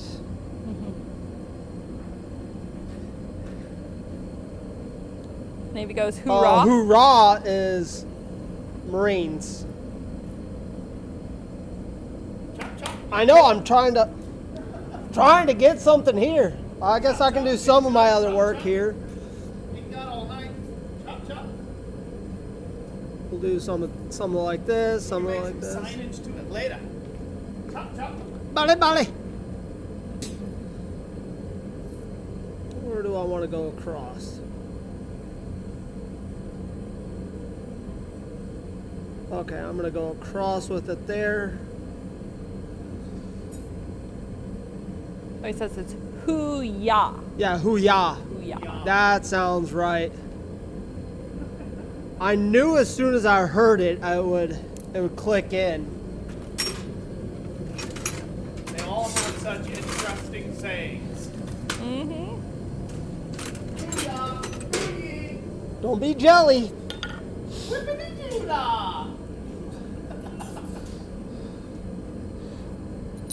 Okay. All right.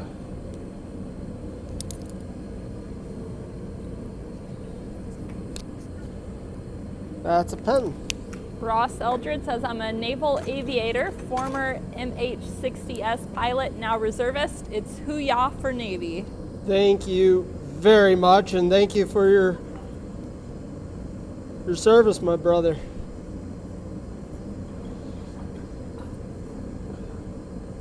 MH-60S pilot. Is that a big boy aircraft? MH-60S. I'm gonna have to look that one up. I don't know all my aircraft.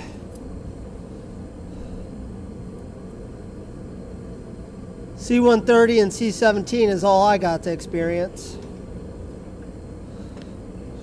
Well, that, Chinook, and Blackhawk.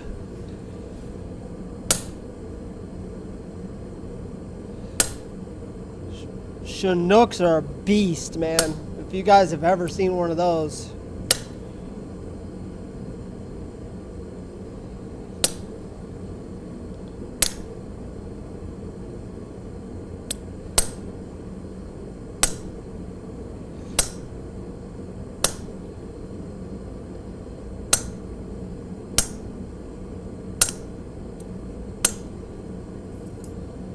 A little crooked, but not bad. Oh, it's a heli, okay. Is that one of the small ones?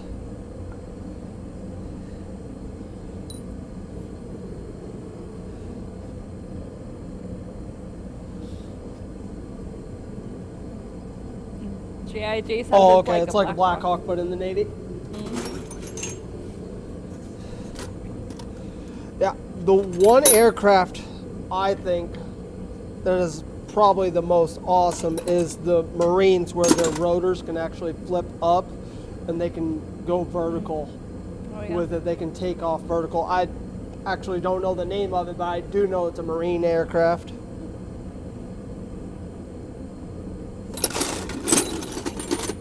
Okay, looking for this tool.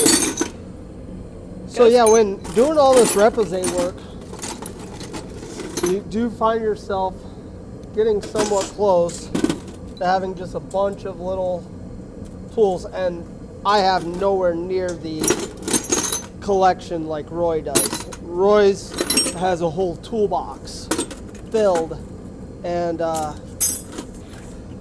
they're pretty awesome. Oh, the Osprey, yeah, that's the name of it. See, once you guys say the names of them, I do remember hearing them.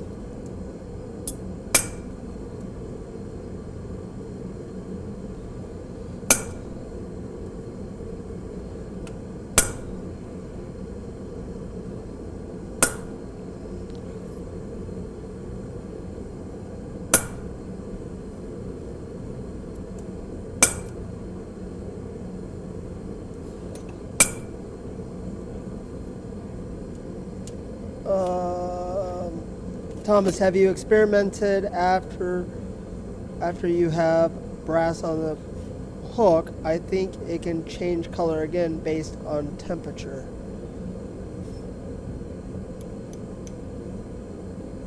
Oh, you're saying after you brass brush it, then reheat it again? Is that what you're trying to get at? After you have brass on the hook, I think it can change brass again. That or some sort of corrosion can change. You know, I think it does have a tendency to darken it up a little bit.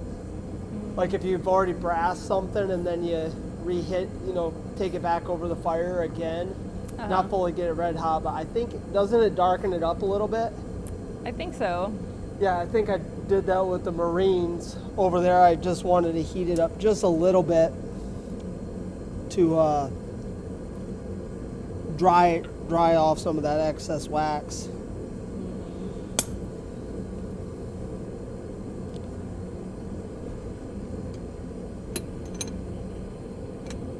Yeah, it does change a little bit. And if might as well, I'll do that with this one here. We'll play around with it. All right. Let's see. What kind of line do I want to do there?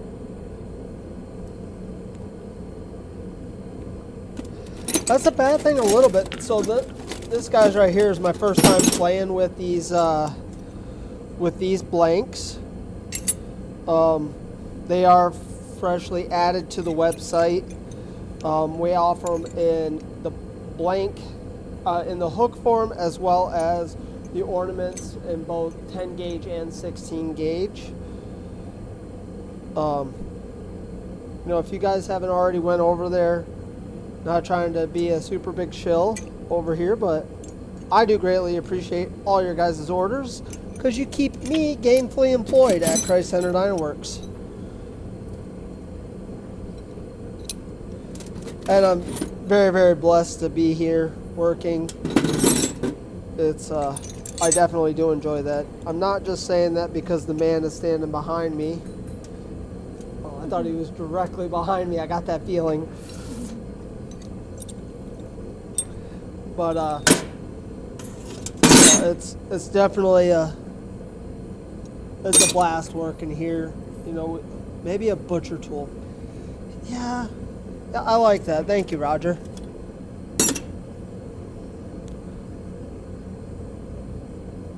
Oh, I see. Go blue. Nope. So those right there is at a much higher heat, Ken. When if you brass something, those temper colors there are probably a lot higher.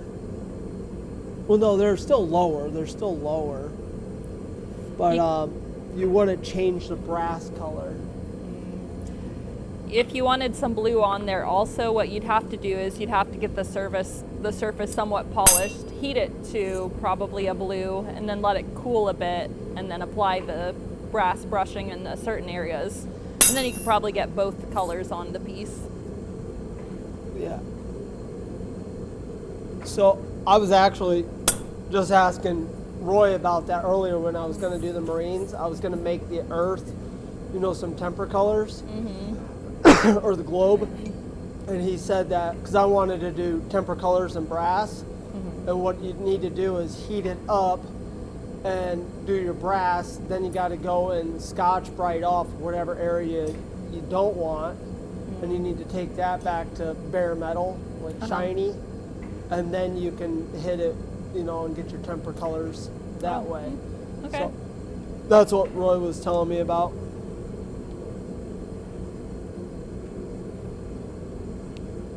And that's something I might, maybe not on this particular piece here doing that with, but might want to give that a try on some other stuff. There's also that gun bluing stuff too, if you're trying to add a bit of blue to it. But I guess that's kind of more of a grayish, a darker color anyway. The gun bluing, you know, chemical stuff. Yeah. I mean, I've used it on my shotguns. Yeah.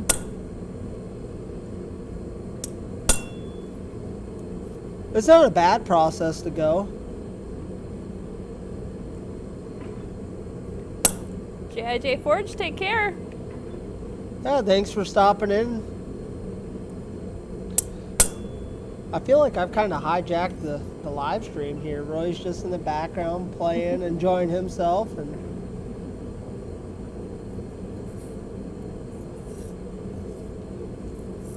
yeah, Roy has been super busy with just everything lately, and he really hasn't got a whole lot of time out in the shop. So, bet you he's just enjoying being back there and spending some time in the forge. You know, everybody wants to be the boss man, but nobody wants to take on the heavy, hard work.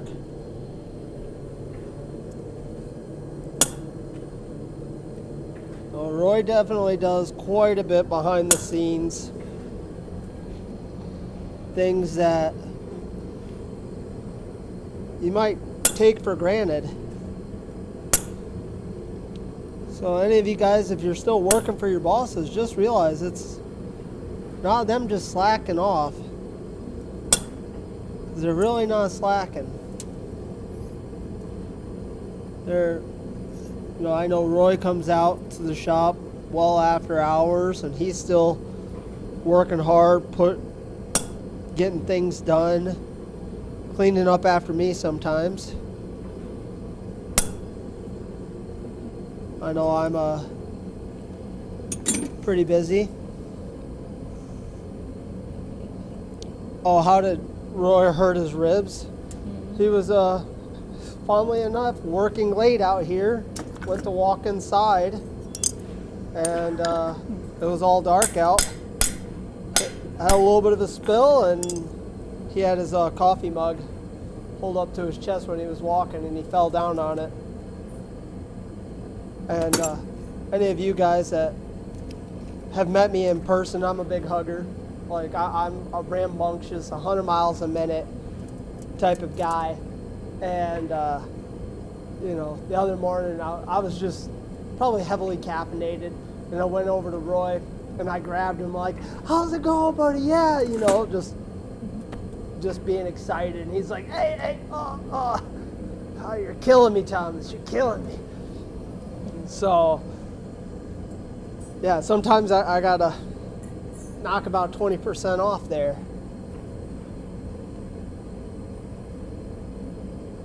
Dana, take care.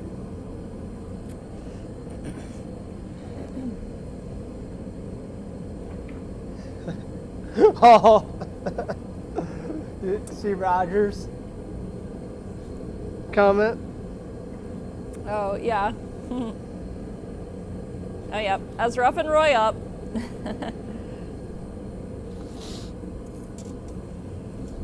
I'll tell you right now, Jess is a very, very nice person. I never want to see her on her bad side. Because it's the quiet and nice ones you got to watch out for.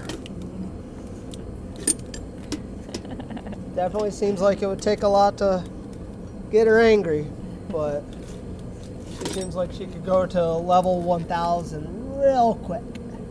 I've only had to do that twice, actually. There's like a kid throwing sand at Ivan, and he had been warned to stop throwing sand by somebody else. He kept doing it, getting in Ivan's face. So I, you know, projected my voice. The kid was still like 20 foot away, but I like boomed my voice across the playground, telling him to stop it. And yeah, I spooked that kid. He like jumped like a foot in the air Yeah. when I did that. And then there was another time we were at a park, and this older teenage boy, he was walking around with a cell phone, aiming it at my kids, like as if he was like taking photographs or recording them.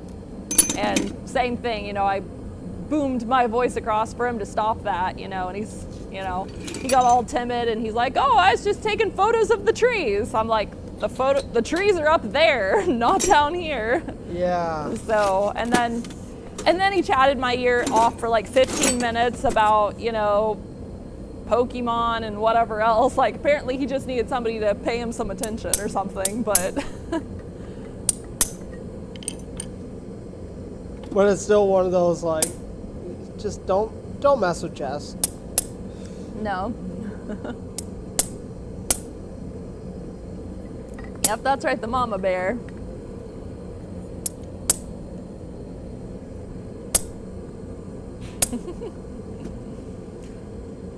Black Hole asks if you've ever smacked your head with the fly press bouncing back. That thing, yes. It doesn't feel good. Yeah. It does not. There was one time I was flinging it and it hit, and then I walked, you know, went to move, and it didn't hit me in the head. It grabbed me in the back of my shoulder. Mm-hmm. I don't think Roy's been tagged by it yet, has he? I don't think so, and I haven't either. But You haven't been tagged by it? nope. Maybe I'm just not a very smart man.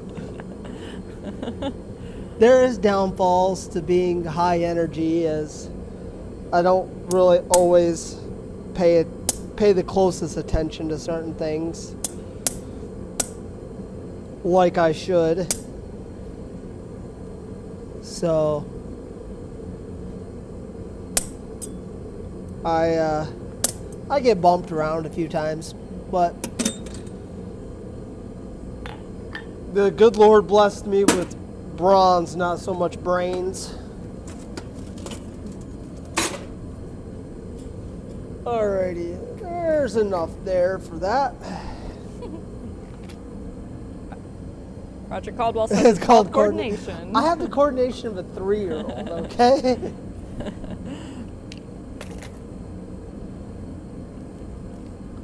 Okay, well, we got this down. We're gonna now put in Huya.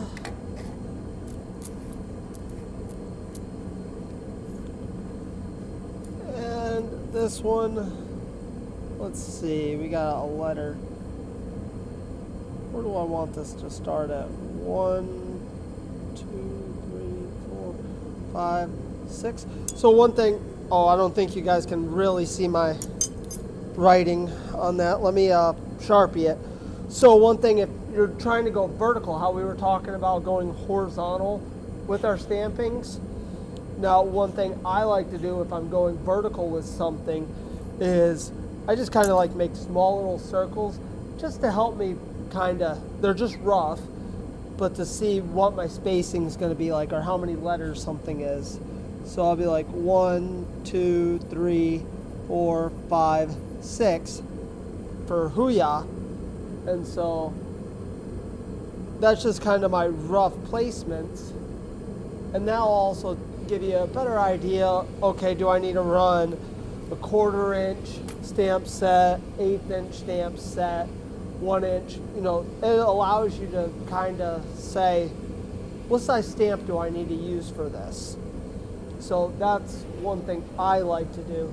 Jess, what do you like to do if you're trying to go vertical with some lettering? Well, how's your layout? I just like to eyeball it, really. I'm not real big on super fancy layout. I just do the counting thing, like I said. So I'll find the center, and then I'll do the second half of the word first, and then I'll work backwards from that to get my spacing. But I always write out the word first, and I count how many letters and spaces and stuff there is. I see. Yep. But even if you're going vertical with something like that, Yeah. you just start like in the center and then kind of... Yep. Go down first, and then work from the center back to the top. I gotcha. Yep.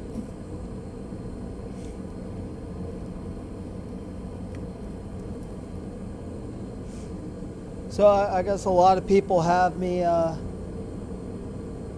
lot of people have different ways that they might want to do something. It's whatever works really good for them.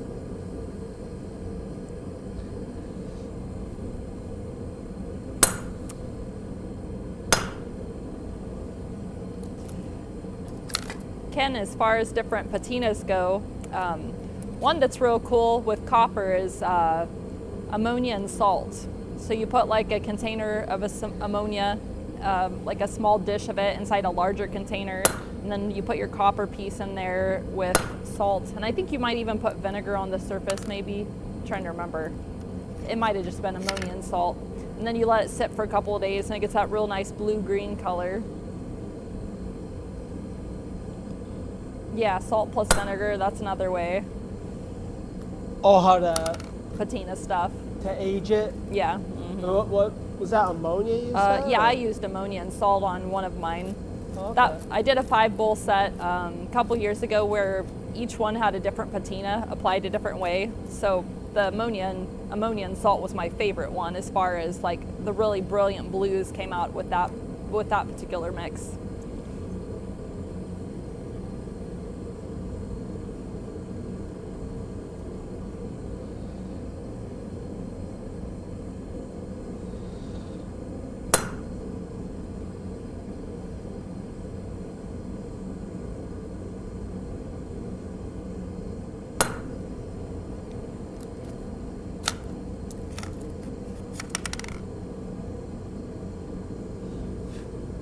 I've heard some of that, Ken, doing the copper brush. I've heard of that. I've never tried it. So I can't really be much help on there. But a lot of your copper little brushes that you see like for scrubbing dishes, that's just copper plated, I think. You know, yep. It's not really, they're not full copper, are they, Jess? No, the not little usually. Scrubbers, they're just copper plated. Yep. So I think if you ever get your chance to maybe go to a machine shop, if they're turning copper or something, you might be able to get some of those curly cues. But I don't know exactly how easily that would be to spread onto something. Seems like it'd flatten pretty easy since copper's It's soft, pretty thin, yeah. So brass is copper and tin, I think. Or it might be copper and nickel to make brass. It's one of those. I know it's copper and nickel or copper and tin to make brass. I always mess that up, brass versus bronze. Ross Elred, yeah, we do use the boiled linseed oil finish sometimes. I have some brass conchos that I make for a lady who does handcrafted leather purses.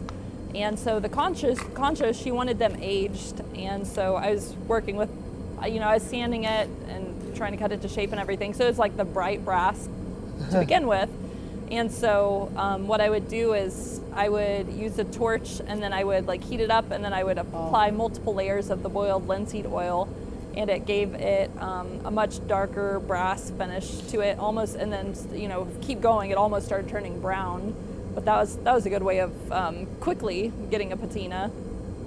Yeah, with Ken, with the getting different color variations, another one thing that does work really nice is just take your little torch, you know, if little propane torch, and those right there, I've done a lot for like spot heating, and you can get some really cool textures, because if you go on the back side and just get a centralized heat, and that'll heat up and it kind of spreads out, and then you can move somewhere else. And it's a flame painting is what you're doing with the temperature colors. And if you have a bucket of water right beside you and you can cool off, then, you know, that's how you can lock in those colors. Same with copper. And I believe Roy does have a video of flame painting copper. Yep. So, you know, he has a lot, and there's some people out there that can do some amazing work on flame painting copper. But it's quite amazing what people can do in that aspect. About 7 years ago, Roy did this one-off bowl he put on Etsy, and it was a mild steel bowl, and he ended up getting speckles of different colors of metal on the surface he actually heated up the bowl to, I think it was like a dull red, and then he was touching like pieces of different metals to it that had a lower melting temperature, and so they literally melted right there on the surface and left like a little polka dot. So I think he had like brass and maybe even a little bit of silver from like the silver solder wire or whatever, and then copper. So it was a really interesting effect, but he only ever used that technique one time. And it's interesting how just simple little accidental mistakes can turn out to be like, oh, that's super cool. Yep. You know, I would imagine that's probably how brass brushing happened, is somebody had maybe a brass hammer and, you know, they were using it, and then they're like, oh, I like how that's left over. Or it also gives the faux impression of gold, Yeah. you know, on the look. So, Yep. you know, our fathers of old probably came across those stuff, but all by accident.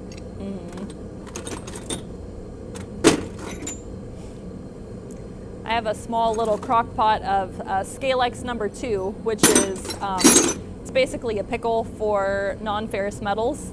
And so when I'm enameling, I'll clean the scale off with that stuff. You throw it in there for 10 minutes, and then it comes off real easy. And once I accidentally dropped a piece of steel in there, and when I pulled it out, the whole thing had basically electroplated with copper, because there was so many copper molecules floating around in the pot that it just covered the entire surface. So that was kind of funny. I'm like, I should probably change this out now. Probably need to freshen up the pot.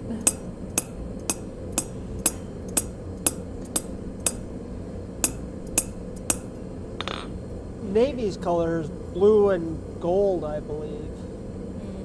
Is that, I can look. I think so. If somebody wants to correct me on that, I believe blue and gold. So, Ken, you might actually see me try to attempt to do what we were just talking about.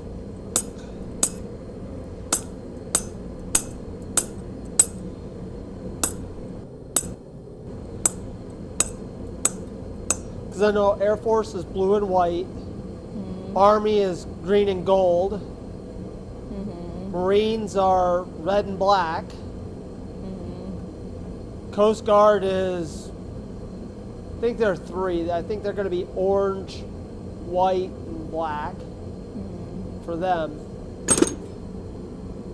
I need help from the Navy men here. I think it's blue and gold.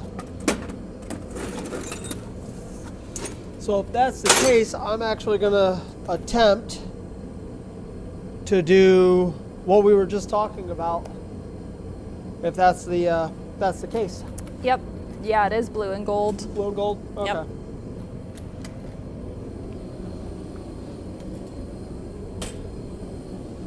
And I ask you guys because I'm not afraid of being wrong, ever. I'm the first person to tell you I don't know, because there's nothing gained from always trying to be right. Because if that's the case, you just make yourself look pompous.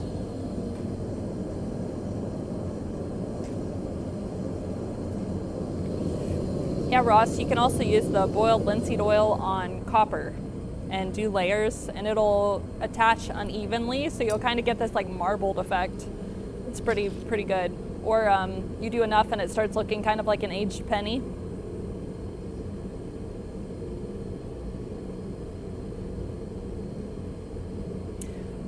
Ken Foster, I've heard that if you quench copper in boiling hot water, it will turn red, but I have not tested that out. I just heard it from somebody who works with a lot of copper. And there's a coloration and patination book of metals. It's like 2 inches thick, and it has all kinds of recipes for different patinas on metal. It's quite the chemical concoction, but yes, there's all kinds of colors you can turn stuff into. Well, I do know there is red brass out there. It's a such thing called red brass, typically used in I think plumbing items, and that right there does patina red. So when it gets older and stuff, like underneath house, you'll see it, and it has a slight reddish tint to it. Yeah. And they call it red brass. But I've heard that it was one of the chemicals that they put in there, and they've kind of got away from it, and now that's why you see a lot more yellow brass now for any of your plumbing fixtures. Yeah. Do you happen to know the name of that book that you were talking about? I think it's the coloration and patination of metals, I think is what it's called. The surface of it has a whole bunch of little metal samples like on the cover, and that's what the cover of it looks like. Roy has a copy around here somewhere.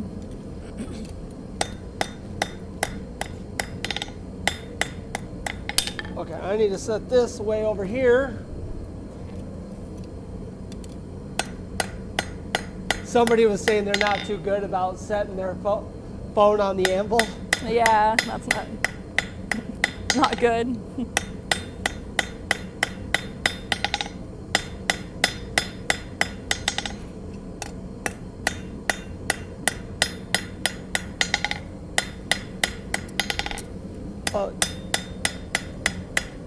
You know what, before I get too much further on this, one thing I did, I'll show you guys on this right here on another project.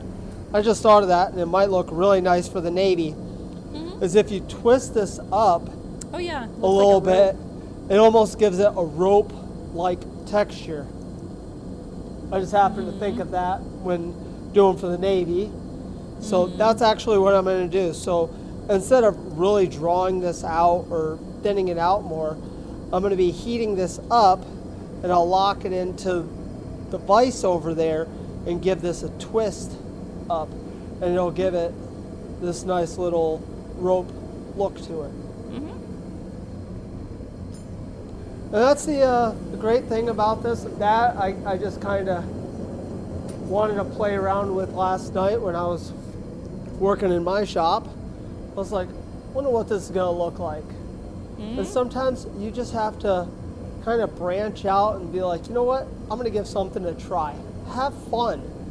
You know, that's kind of the big thing here for you guys if you're out there in the shops, is just have fun. You know, and you'll be amazed at what you can make when you guys are just out there kind of goofing off, or it can be for serious, you know. But it's fun times. Got it finished. Oh, nice. Oh, you turned it into a jingle bell. Cool. It's a pretty noisy one. It's a really cool idea. Imagine it worked with all of them. Yeah, Well, not this one, not but that one. like That one's more small enough, closed yeah. up ones, yeah. That one, maybe not. But very cool. Yeah. Just wanted to play around with that and see how it works. Funnily enough, Roy, I was just talking about get out there, have fun, just play.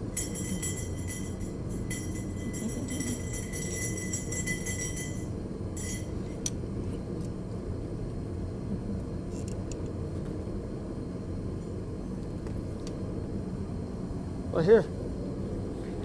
Talk it up, buddy.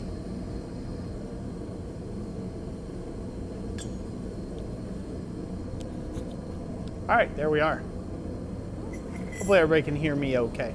So I just wanted to finish these up for the evening, before we could start closing this whole live stream down, shutting this puppy down. But I wanted to take a show of that off. We had talked about maybe making that into a bit of a bell.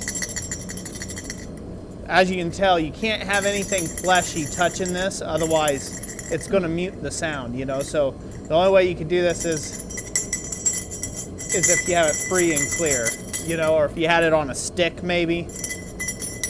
You could do like one of those ring-a-ding-ding bells. But yeah, so I could make a really nice little snowflake jingle bell. Like that. Just put a ball bearing in there and, since it's all been cold formed too, it's a little bit work hardened too. So that might add and change to the pitch of this thing. So yeah. Sorry, too much fun. So anyways, so I figured I'd do a little homage to the old school blanks that we had. These are our number 2s. It's a number 1, number 2. I believe that's a 3 and a 4 style there.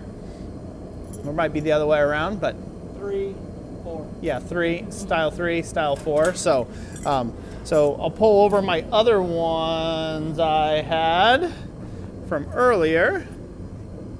So you guys see how I changed the colors on that.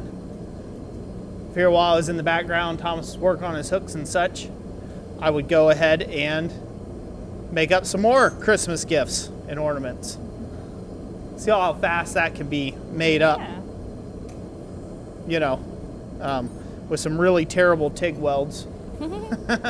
Hold everything together. But really neat concept. Really lightweight. A lot of fun.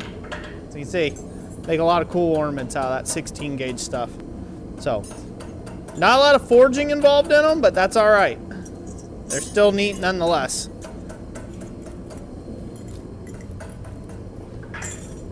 All right, Jess, any comments, questions, concerns? Roger Caldwell says that's really cool. Don't know where it went. Oh, there it is. And Bar Run Forge says jingle all the way. Jingle, jingle, jingle all the way. That's right. So, Ken Foster asks if you lay out the cat hooks cold. Lay out the cat hooks? Yeah. Pretty much anything that I'm doing that way, and that's pretty sick. I like that. That's a cool hook that he's working on right there. Sorry, took me by surprise there. When it comes to all my layout work, I like to do it. Are we on number 1 now or number 2? Okay, Which number one 2. you at? Okay. No, you're good where you're supposed to be. Okay. Use the mallet, the rawhide mallet. No, I wanted it kind of flattened out. Oh, okay. All right, that's fine. So, but anyways, so when it comes to all of my layout work, I like to do it cold. The reason why I like doing it cold is because you have more control. You can, you have a lot of time at your disposal. Before the steel's hot, if you start laying in chisel lines, you start, I don't like how that line's looking with the marker or, with a grease pencil or whatever it is you're drawing on the surface with. You can change it right then and there versus having the rush of coming out of the fire and having to get work done quickly on it and then move stuff around. So if you start by getting it set in, start by getting the chisel lines all started cold, then you can always go to the forge, get it hot, and really deepen everything up and take it that extra notch if you feel so inclined to go ahead and light up the forge and do so. But most mild steel can be worked a lot cold long before you ever have to heat it. Now, like the hooks and stuff, Again, forging them out a bit more is nice. These are all products that are meant to be forged to some degree, right? You're meant to heat them up, you're meant to texture them, you're meant to reshape them to your liking, and they're just literally just a starting place, right? So you don't have to cut out, or you don't have to spread and file out a whole profile of something. You just got a good starting point to continue the process on. So yeah, so anything you could do cold will help you in your hot work. Any like layout, anything you can do to be real accurate with layouts and stuff like that will help you long term. Once you actually get to the heat and beat section of your day. So.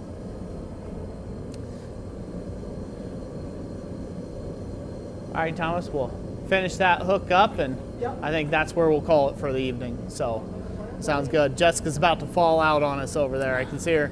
She's yeah, she's getting a little tired. She's getting a little tired. And I'm a little tired too. I ain't had my dinner yet, so I'd like to go get my dinner at some point. So, yeah, go get my din in. It's been a long enough and busy enough day. But while we're still sitting here waiting for him to finish that up, I'll answer some more questions.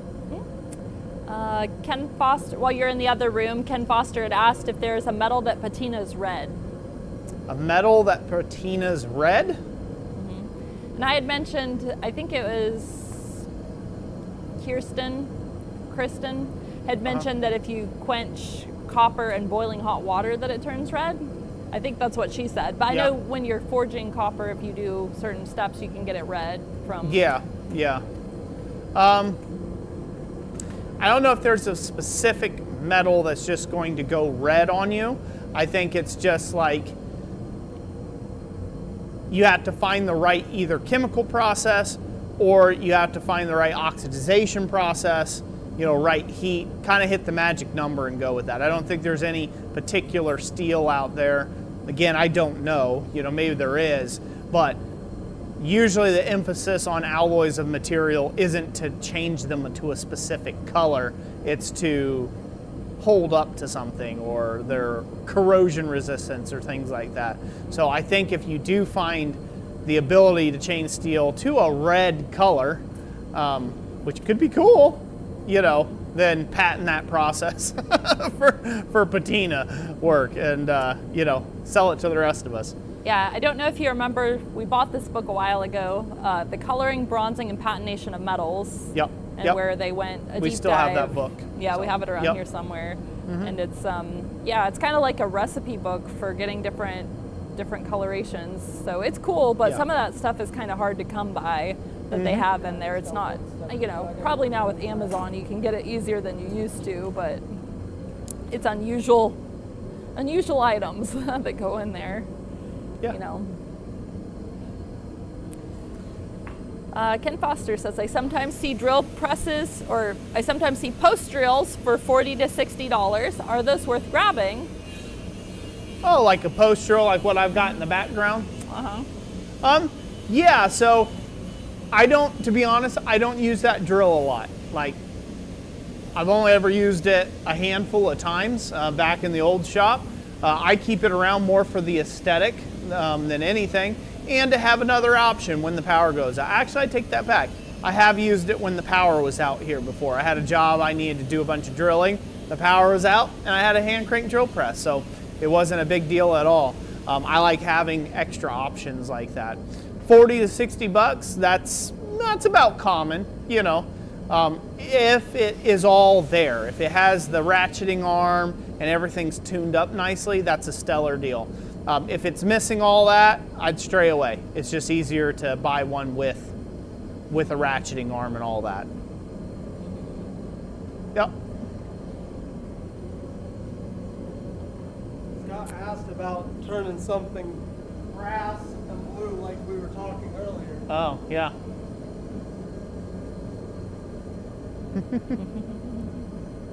It's getting creative with it. Well, it's Roger Caldwell says, it depends on the condition. I got mine for $75 and it was ready to mount and use. Yep, like I said, so if you could get for $50, $60, again, good deal. Like I said, that's a stellar deal. If it's ready to mount and use. If it's not ready to mount and use, then it's not really worth it. If you gotta do a whole bunch of things to it, like 20, 30 bucks tops. Ross Eldred says, picked up an Edwards number 10 shear last week. Do you ever use a mechanical shear for cutting stock?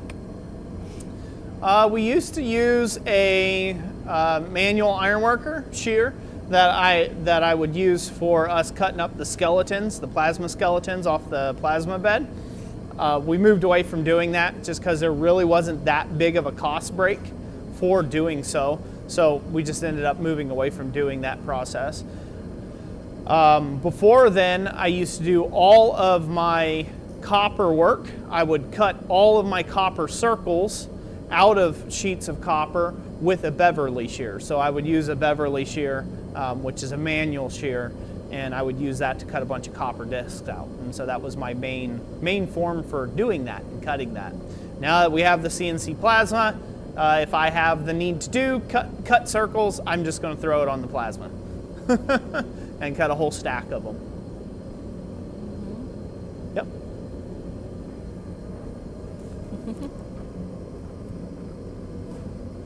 Looks like he's nearly there. He's getting close. Yeah. Almost. See where he's at. Yeah, that's sick. That's pretty hot. All right, show that off the camera. You go to camera 2, Jess? Yep. So, Oh. Uh-oh. A little dust on it. You just had to ruin it a little bit. so now with something like this right here, this is a spray paint job. Down lower. Yep. You gotta take it down Yeah, I lower. was drying it off. Get your hand out of the way and reflect it in the sand. Can they see the colors in it, Jess? Yeah. There? Uh-huh. Yeah? So I was able to get that gold and blue. Yep. So what Thomas is trying to tell you is that this type of item here, it's better to take and come along and put a, go ahead and spray paint it with clear coat and lock in those colors. Show it off Yeah. the camera. There we go. Now we can see it better. Yeah. It's better to use clear coat to cover that up than it is to use a wax or an oil or something like that with it, because the wax or the oil just mutes everything too much, whereas the clear coat will really make it glossy and highlight the niceness of it. So, yeah. Good job, Thomas. So, had fun forging with you this evening, buddy. Yeah, it was fun. Yeah. You know, Oh, hopefully good you job. guys, you know, they were asking certain questions. I wanted to play with it too, and so Yeah, it come out pretty good. you know, I think Going pretty good. it came out nice. Yeah. I think the rope, you know, kind of gave it a rope look Yeah. to it. Looks nice. Looks nice. Good job. Oh, all right. So, Jessica, remind me of all the things I have forgotten. If Yes, you have all the turned off your announcements? mic, huh? All the announcement stuff? Yeah, all the Yes, announcement stuff. So, All right. if you would please. Yes. The Christmas live stream, you can expect that on Friday, December 19th. And it will take place starting at 6 p.m. to probably 8 or 9, maybe even. And we're going to have tool giveaways.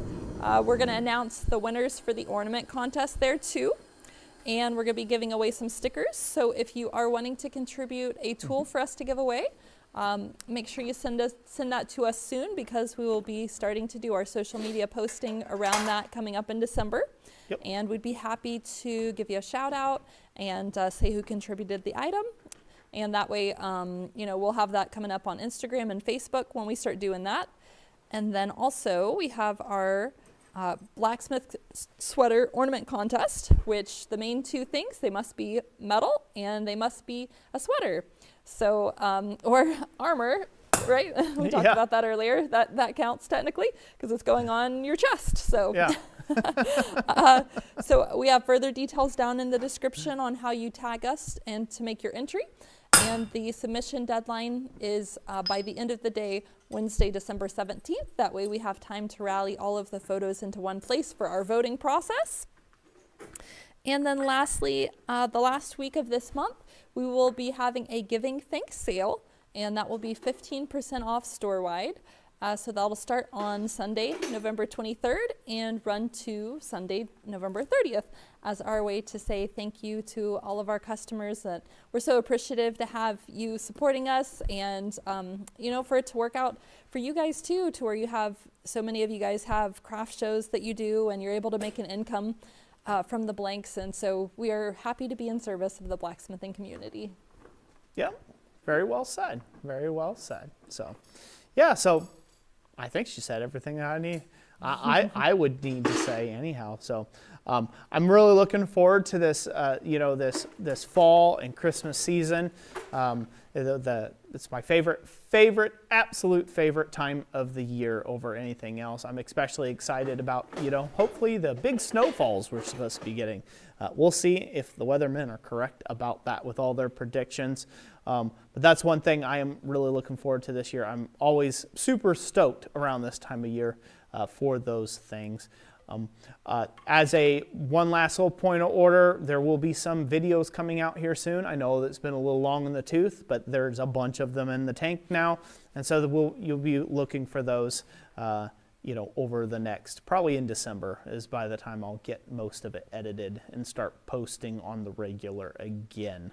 But I'm pretty excited about doing that. Got a lot of projects. The few of them were shot back in the summer, so Roy will be short-sleeved in a couple videos and then right to winter.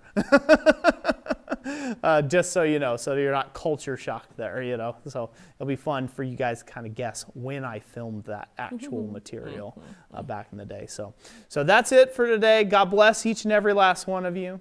Thank you all so much for watching this channel. Thank you to all the channel members and all of you people out there that's been supporting us on a regular basis for all these many years. We really do appreciate you and love you.